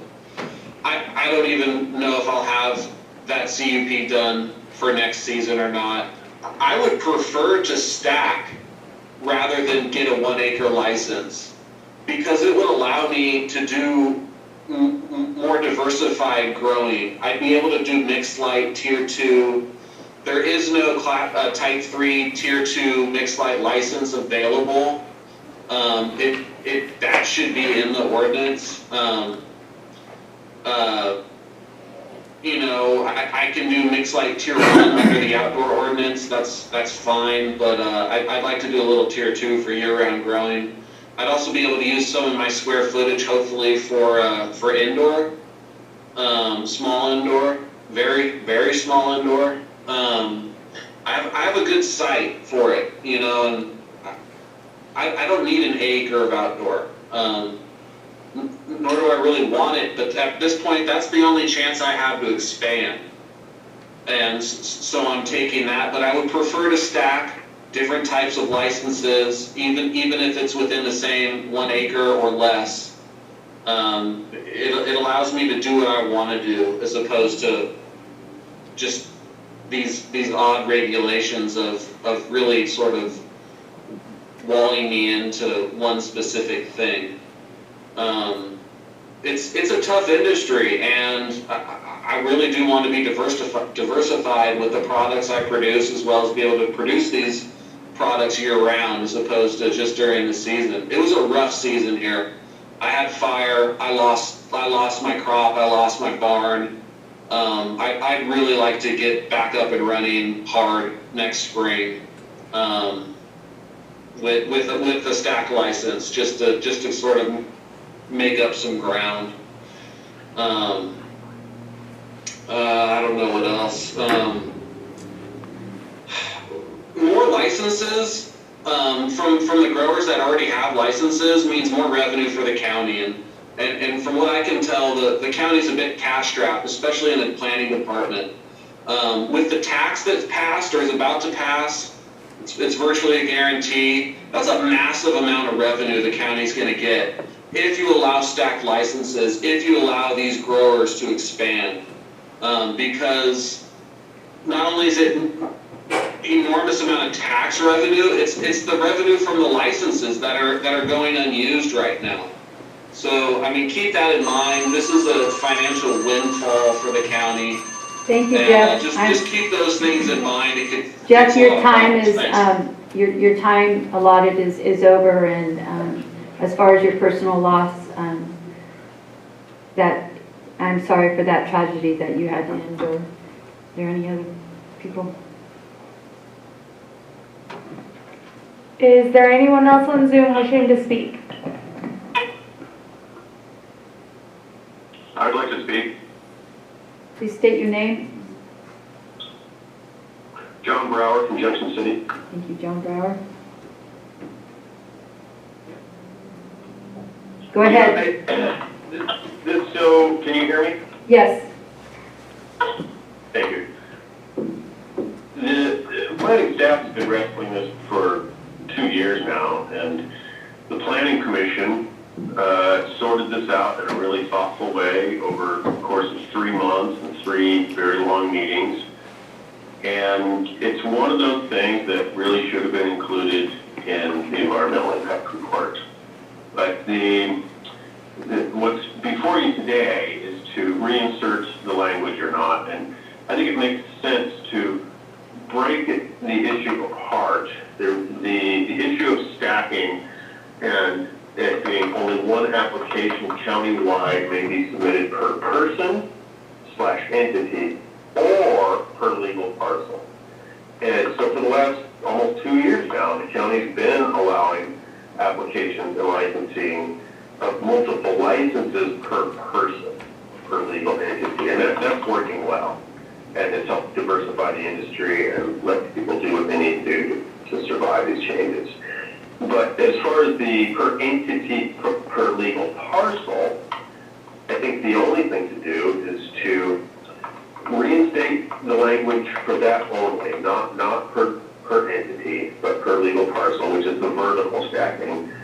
But to do it with a timeline to readdress this issue and really try to fix it in the ordinance, and hopefully adopt planning commission recommendations or something very close to that does allow for both horizontal and vertical stacking, but reasonable vertical stacking and with certain limitations. But it absolutely allows people, especially in ag zones, to stack multiple licenses. So I would like to see you break the two issues apart. They really are apples and oranges.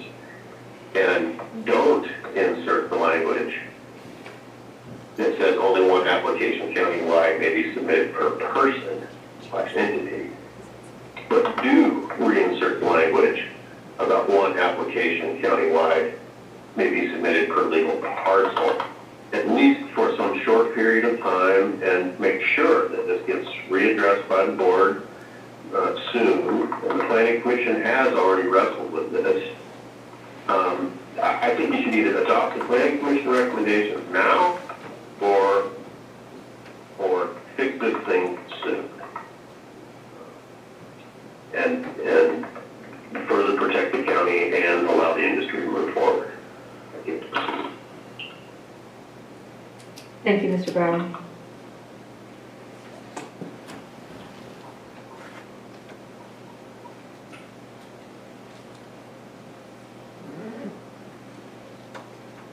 Is there anyone else wanting to speak?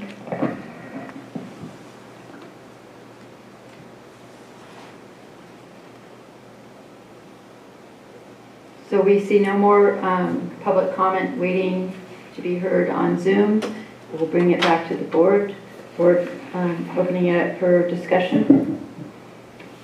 Any comments? Any thoughts? I have a question to council. Yes, please. Margaret? Yes, sir. Do we have the ability to remove the per person at this time, or would that have to go back to the planning commission? I don't know if I made myself clear, but if we changed the fact that we omitted this, does that have to go back to the commission? So that's a very good question. So just to clarify, because I know there was a question regarding whether this has to go to planning. This is not to make a change. This is the way it's written is to revert it back to what it was originally. Having reviewed the minutes, the clerk could technically just do that, but we're trying to bring this before the board to make that determination. So that is not required to go back towards planning. But the other issue is that the issue of staffing has already been before planning. So it has met that criteria based on the fact that the planning commission, I believe, held 2 to 3 meetings discussing stacking. So this matter, from a legal perspective, we've exhausted that requirement. So yes, the short answer to the question is yes, the board can make that change at this time. Thank you.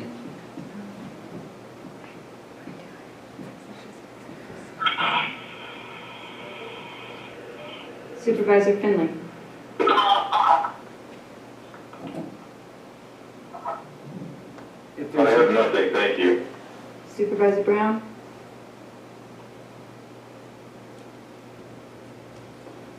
Yes, I have a couple questions for county council.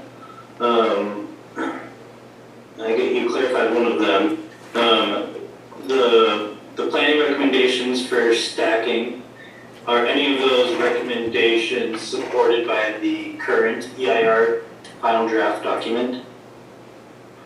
So yes, we did confer with our CEQA consultant, and they produced the CEQA with the belief that our code only allowed one row per parcel per person, or legal entity. So reverting it back is consistent with how CEQA was written.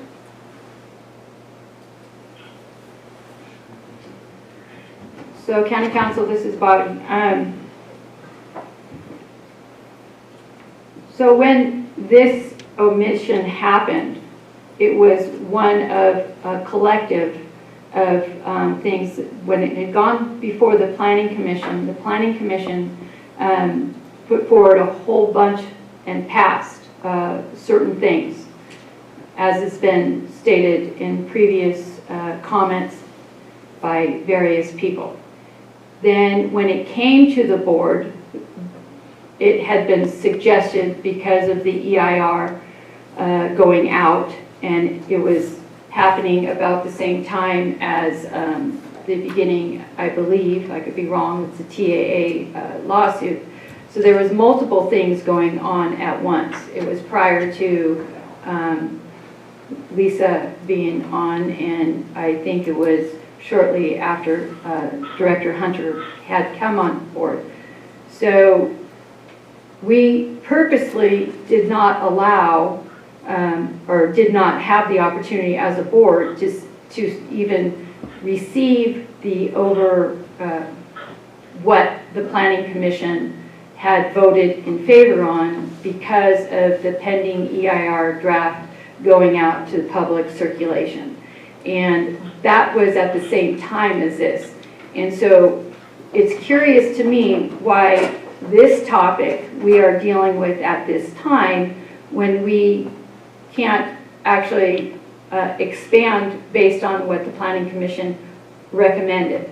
So how can we, when the EIR was drafted with this omission, whether it was accident or purpose or whatever, not in, and we can't go back and look at any of those other things.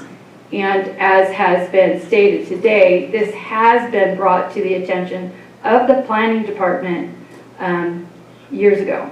So I'm not trying to make blame or I'm not doing any of that. What I'm trying to understand is we had the Planning Commission approve of what they wanted us to receive. The Board of Supervisors did not have that. This omission was part of that group. And now we're going to only deal with this, but not any of the rest. Is that? So I can briefly address that. I can briefly address that because I think your summary is relatively accurate in terms of what happened. The Planning Commission did bring up the issue of stacking and met on multiple times to discuss it and did put forth some recommendations that were intending to come to the board. As they were pending to the board, the CEQA consultant did say that it would not be appropriate to the ordinance regarding stacking until CEQA was complete. So as a result, the items were not brought to the board. It appears, and I reviewed the entire history of this item in preparation for today, it appears that when the item was placed on the agenda, and I believe it was pre-Ms. Hunter, because it was placed on by the prior deputy director, the section was inadvertently removed. However, our CEQA consultants, because no action was taken by the board related to stacking, our CEQA consultants had in their CEQA analysis 1 row per person per parcel. So that's why we can do this today, because we are just making it consistent with how our CEQA consultants have already proceeded forward. If we were to amend it in any other way, meaning if we were to amend it in any way that would have an effect on CEQA, such as allowing vertical stacking, then as a result, our CEQA would have to be redone on that portion of it to make sure it's compliant. So that's why we're taking the action today that we have taken today, where the board has the opportunity to, but there is nothing else before the board. Once CEQA is complete, stacking is open for discussion. And again, it's the board's pleasure with the assistance of planning about when it comes back and in what form. But we can do that, and then what we'll do is we'll do a CEQA amendment to support whatever decision the board makes at that time. But none of that can be done until after the EIR is accepted, basically. You can't change any of that stacking, you can't go backwards. So we have a situation where the county has, according to testimony today, if you want to call it testimony, has allowed for, and I'm assuming they're provisional licenses, for several individuals with a canopy of multiple parcels. So it appears as though what we're doing is we're retracting something that we retracted and reinserting it. And it's kind of like the carve out. The carve out's out, the carve out's in, now it's out again, now it's in again. And people are already have it. So how does that make it equal to the other people who are applying for it? If they've applied for it and they haven't got it, and also if they have worked to expand in order, because it was taken out, whether on purpose or accident. Madam Chair. Do we need to take a break for the technical stuff, because I don't want to continue this if it's not on Zoom and we don't have Margaret. We're down. We're down. We are now. So. And then. We're down. So. After that, I would, because I think our discussion got a little far there without a motion, I'd like to make a motion which may or may not answer your question. So it's 12:22. How about 8 minutes maybe? Do you think 8 minutes you can get us back up and running down? Oh, let's go for 10. 8. We'll take 8 minutes. 7.4. That puts us back at 12:30.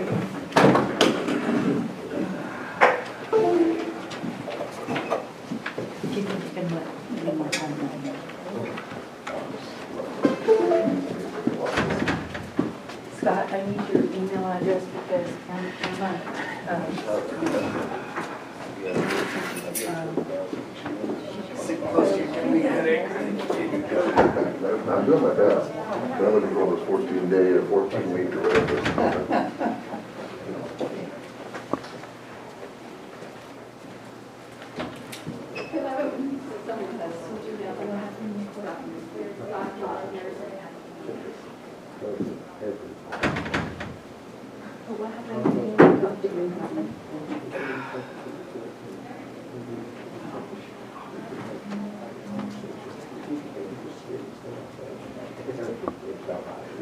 I think so, that's, sure.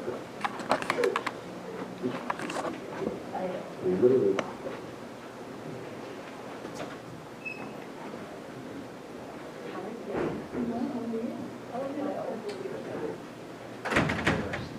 I'm back in the meeting. Okay. Video and audio were turned off. Okay, perfect. I just shared that so that everyone knows what happened right Yeah. there. Because I don't know what they lost, because she said it froze and I don't know what everyone else saw. Yeah. So I lost network connectivity here. I suspect it's because I tried using this. We've had issues before where we had needed additional USB ports. Running through this. So I suspect that's what caused it. We've never had that particular issue. So I just got rid of this and plugged it in directly. I didn't even move it today. I like it. Never, right, never fails. It was like some psychedelic thing like this.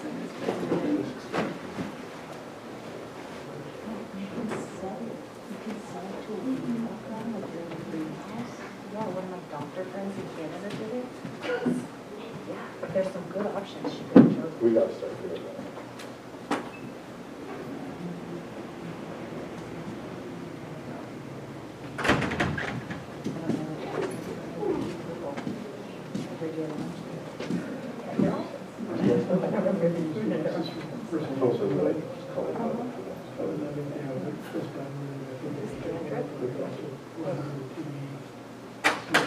You look nice when you got this. The only real question I have is connectivity to the bus. Right. I mean, I think it's all central, but that would be the call, so maybe we could test that and then we can see. Okay, once we test it, it works. And I'll buy stuff. We're going to do Make it permanent. Well, then that'll help us also be actually heard it and what that permanent solution is like. So you just dropped off, is that what? Yeah, we've had an issue where we didn't have enough USB ports on this thing in the past. So I ran through this time. And I'm working actually on through a USB converter. And so I suspect that's what caused it, because the top of the blue was just dropping through that connection. So I just unplugged from this and we're literally actually popping it today. And that brought it back online. But, Okay, Dill. we actually didn't even need the USB port today. Yeah. So I just shouldn't even have connected it in the first place. Twice as sexy. So I thought I got some.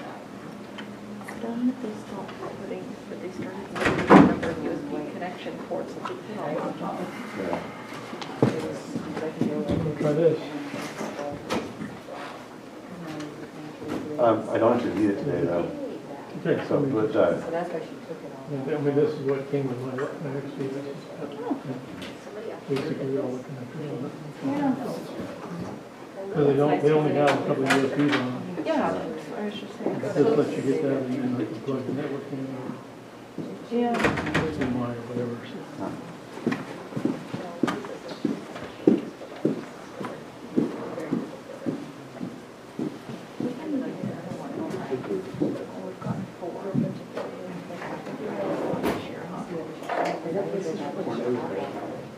Yeah, you will need another one because this is going to go to.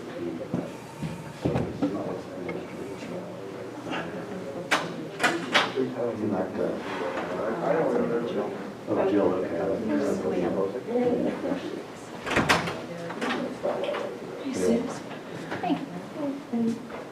Secret to the I can't, nothing's happening.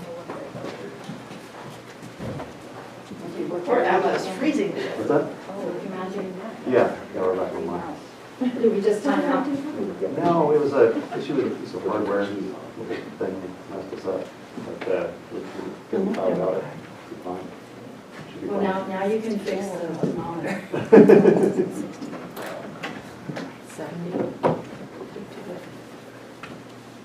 So was it just well, no, it's just, so it runs on two different options. You have to pick which system you're adjusting. So it was on cool, which is set to 82. So it's not going to click on the cool, it's to 82, and usually it's drop that down to like 76. Here. So drop your reaction. Turn cool on 76 and heat on 70. And that should keep us kind of right in that. All right, thank you. Hopefully more comfortable now. Yeah. It is cold.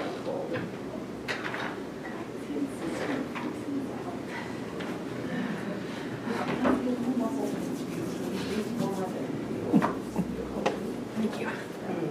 I'm not as cold as it used to be.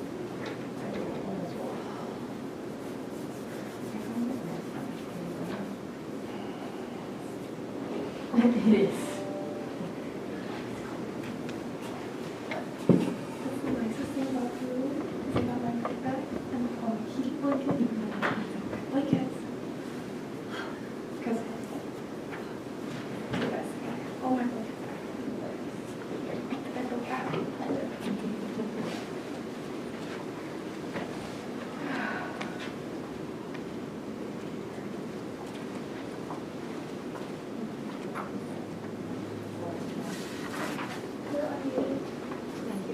I'm just waiting for Dr. Coons.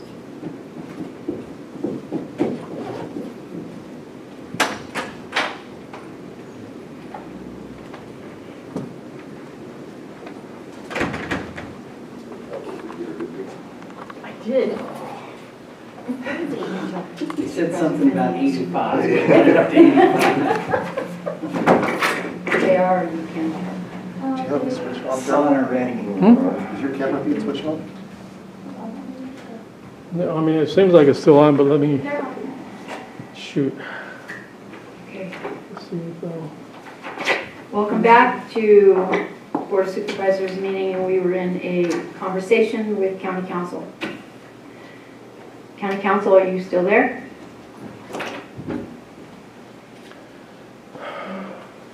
Supervisor Finley? Are you? Yes, I'm here, by the way. Okay, Supervisor Finley, are you with us?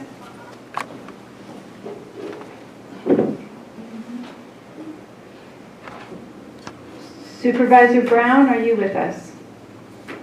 Yes, I am here. Okay, so we're just waiting for confirmation with Supervisor Finley if we can, one way or another. Because of you texting. Thank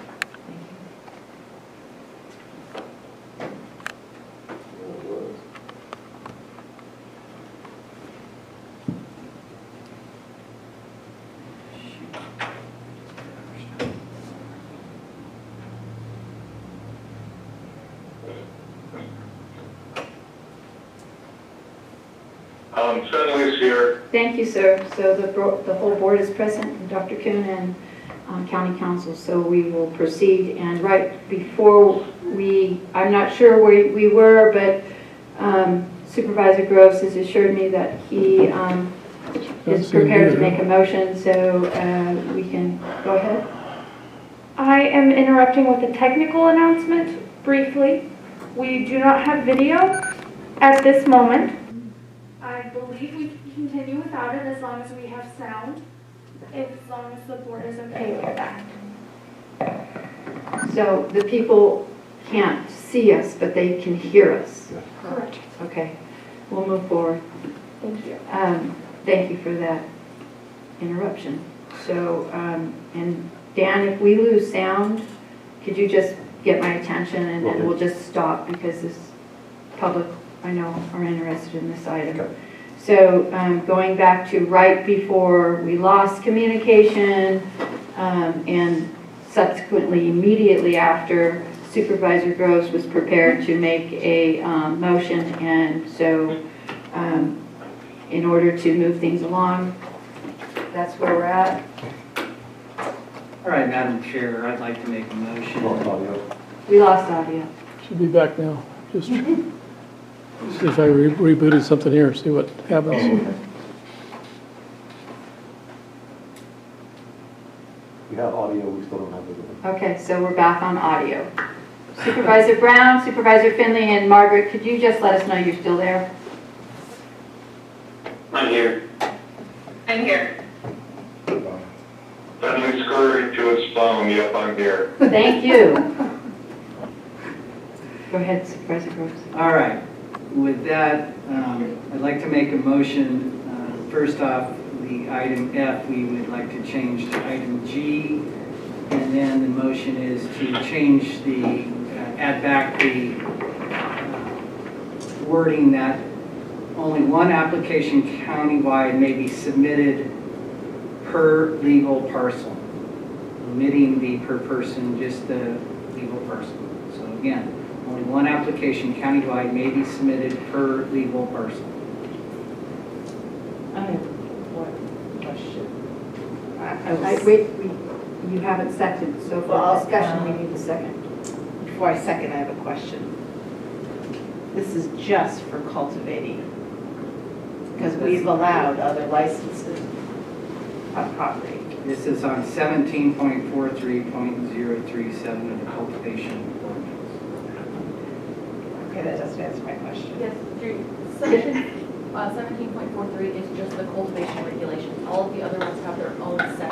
I realize that.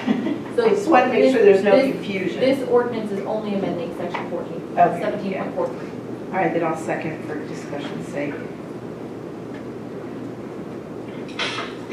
I'd like to offer a subsequent motion. Go ahead.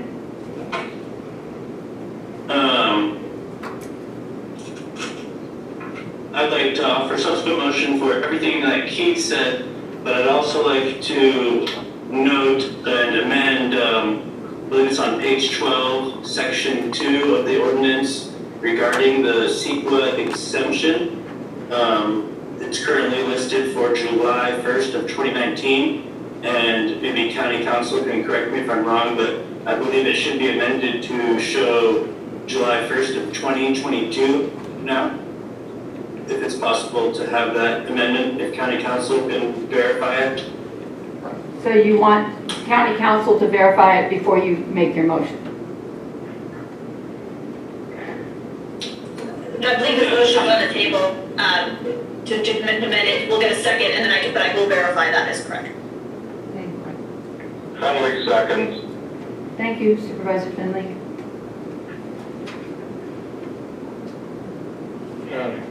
Margaret, there was a second for discussion on the subsequent. Can you weigh in now? So that is the standard CEQA language that's been utilized. It should have been updated to the new date that was provided by the state. So Supervisor Brown's comments are appropriate.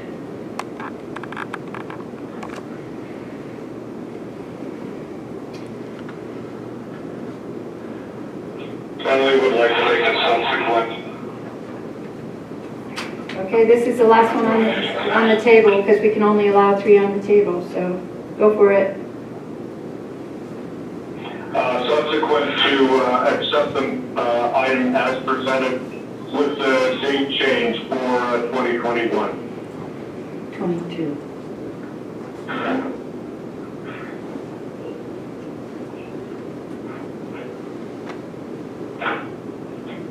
I don't hear a second, so it dies for lack of second.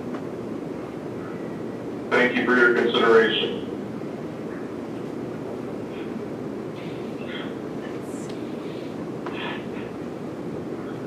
Margaret, if a subsequent dies, does that still leave room for a third subsequent? You do have an opportunity for a third subsequent, yes. So if there's a third subsequent, I just wanted to clarify that. I don't have one, or it'd be fun to do. Well, I just wanted to make sure that we were, because we're only allowed 3 on the board, and there was 3, but 1 got retracted, so I'll make a subsequent that we just revise the language to reflect what the state does and leave the omitted part out.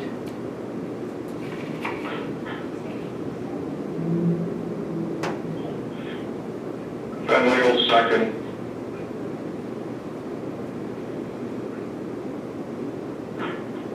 I'm not sure what the state does and what, do away with So- the whole ordinance program, or? Do away with the request to reintroduce the omitted part, except the language from the state for the CEQA, pushing it out to the 22nd, 22, on the same one, the same thing that Supervisor Brown had requested, that Supervisor Morris, that would be what my changes. I see what you're saying, okay. So, can someone verify, I'm trying to do it right now, the 2022 versus 2021 date? It's December 31st, 2021, or January 1st, 22, depending, county count. Okay. Some people are using it as the December, the end, and some are the, I see what you're saying, okay. as far as I can tell, yeah, that's what I'm hearing. So, let county council clarify that, please. Which has nothing to do with our ordinance CEQA or individual CEQAs, only state CEQAs. It's just cleaning up the language, yeah, correct. So we. It's state CEQA, and it's, if we can do it through, as opposed to the first date that it's not applicable, that would be preferable. So could you give the date for that? Or do you want to word it in a way that if they change it, that it changes with it? Is that what you're saying? We could do that. It would take me a minute to actually pull up what the ordinance number is to reference it.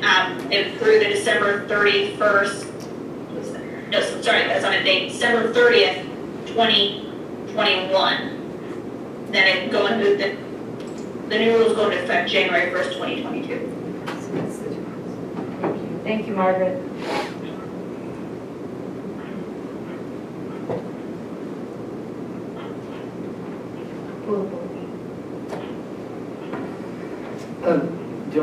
Do I get some discussion? Sure. I didn't hear anything, so I was just. I'd ask why you guys were arguing that date. So,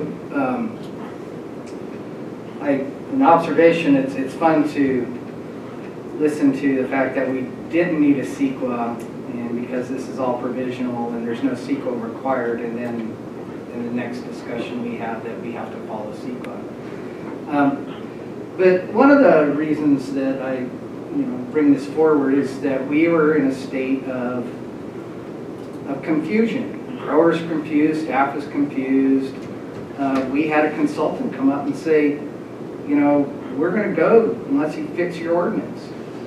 Well, fix the ordinance. So this is what we're doing, is we're trying to fix the ordinance. We have no environmental work on stacking in this. It's a mess to try to stack. I agree, stacking is something that should be done, and it should be done at a high priority as soon as we get things done. It does have environmental improvements to it. I think the majority of the people that are involved in this want stacking, but there's a way to do it, and just to have this haphazard way, do you need a house, don't need a house, do you have to have CEQA, do you have to be 350 feet back, 500 feet back, because none of this has been decided yet in ordinance form. So this is why we urge the board to allow the horizontal, which we've been doing and has no impact on CEQA because we're already under a CEQA form, but vertical would. So that's why I'm asking you to vote for my motion, or Jeremy's, which is the same as the date. Thank you. Is there any more discussion? I just would remind everybody, going off of what Supervisor Grove said, the process would be finish our EIR, but this still will need its own amendment to our EIR for the CEQA purpose, as he pointed out. So as it stands, it doesn't appear to have much work needed on CEQA which would be problematic, and that was never our intention. I think we were going down a path until our consultant a year ago said you couldn't go down that path. So I just want to make sure people knew that there is a CEQA component to stacking that is not illustrated very well with this omission. Thank you. So housekeeping, County Council, a reminder for everyone on a ordinance change, it is a 4/5 board vote. No, it's a majority vote. The only time it's a 4/5 vote is if it's an urgency ordinance. Okay, thank you for that. And there was one other thing besides that. Would this come back before the board for a second round? Yes, it would. It would have to be, first reading would be today, and then it would come back for enactment at the next meeting. Thank you very much. And then it would go into effect 30 days thereafter. Thank you for the timetable. So I concur with that the current ordinance needs to be fixed, as it's been pointed out multiple times by the cannabis community. And I would say that one person's fix is probably another person's opposite. And that we have people in the program that right now have, for whatever reason, these licenses, and to allow some to have and some not to have, I think it's a slippery slope.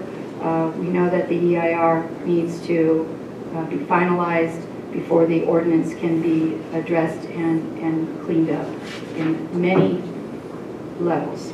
And we look forward to that, and we look forward to streamlining this program. So that's what I'd have to say, so please. Madam Chair, I do have a response to that. I don't know of anybody that has vertical stacking licenses today.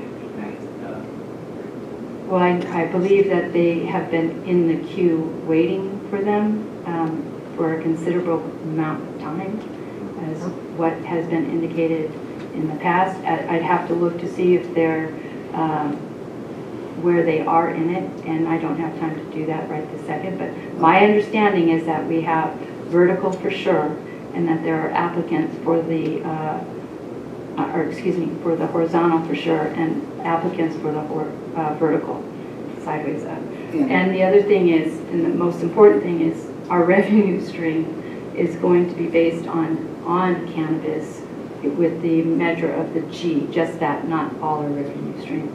And to continue to take an old-fashioned purse and pull the drawstrings to close down the cannabis, this just, yes, we could in time, but in the meantime, the cannabis community needs to be able to know that there is a way forward. And I think by putting that admitted back, just close doors for, like the gentleman who already lost his farm and his barn. It's to rebuild is hard enough, and there's been enough obstacles. Well,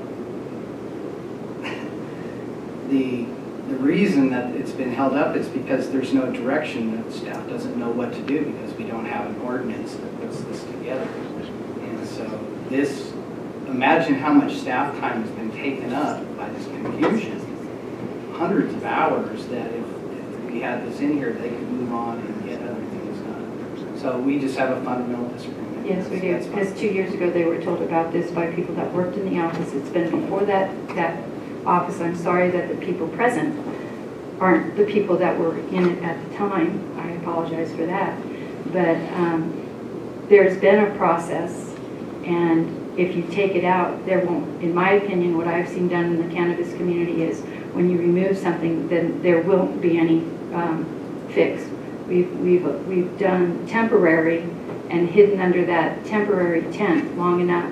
We need to have stability and to go forward, and all the environmental impacts, you know, to me, like you said, it's a fundamental difference. We'll have a vote. I'll shut up. I have a quick question for Margaret. Margaret, to you. County Council from Morris. Yes, ma'am. Well, You know, how soon can I mean, I know you're gonna only have a guesstimation, but can this extra leg of stacking go through the process? Can we see what the commission looked at a while ago? When's as soon as that can come to the board?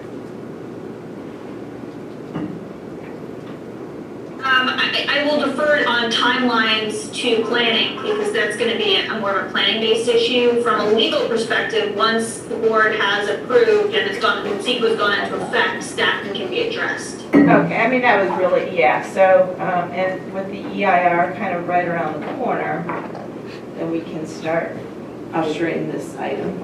If you recall, Ms. Hunter had talked about June dates of getting it passed. I thought maybe August, but she felt that June, they couldn't have gone through the process by June. Because it will need its amendment. Well, it has to go back in front of the commission, it'll have to have its own environmental work. Right. But in time, you know, it's personnel and all that. But that was her target. Okay, is that a conclusion of the discussion? Go ahead. Alrighty, we will start with the third subsequent, or the second subsequent.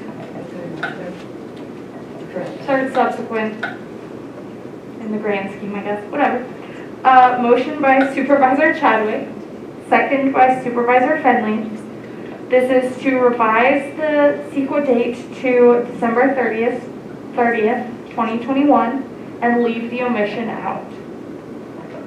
Supervisor Fenley, what is your vote? No. Supervisor Chadwick? Yes. Supervisor Groves? No. Supervisor Morris? No. Supervisor Brown? No.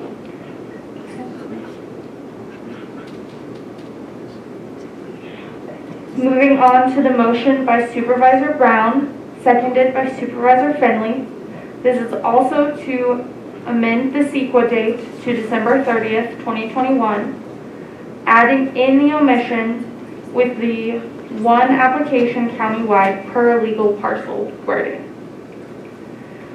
Supervisor Fenley, what is your vote? No. Supervisor Brown? Yes. Supervisor Groves? Yes. Supervisor Morris? Yes. Supervisor Chadwick? Yes.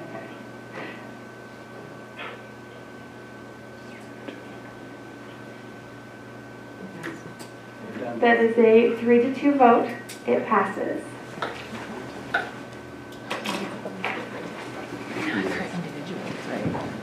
So moving into closed session. No, we have subsequent.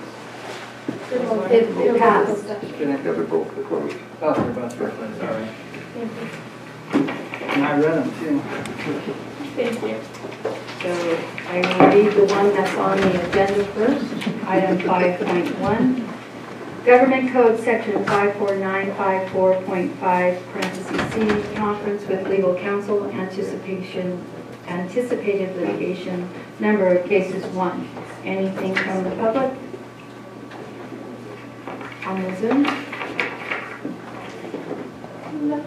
No. Subsequent 1.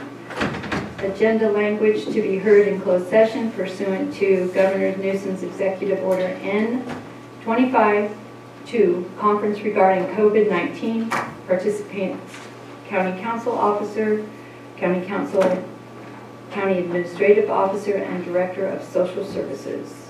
Anything from the public? No. Subsequent 3. Agenda language to be heard in closed session, Government Code Section 54954.5, parentheses E, Public Employee Evaluation, County Administrative Officer. Public comment? No. So we will move into closed session. Thank you. Thank you, Board. Can you give me a second? I want to reboot some stuff to see what happened to that. So if you can wait for Is that what I think you're it may be supporting? on the top. Supervisor Finley, Supervisor Brown, and County Council, Mr. Forsland has asked to do a quick troubleshoot on the equipment to see what went wrong. So we're going to let him do that before we move into closed session. Thank you.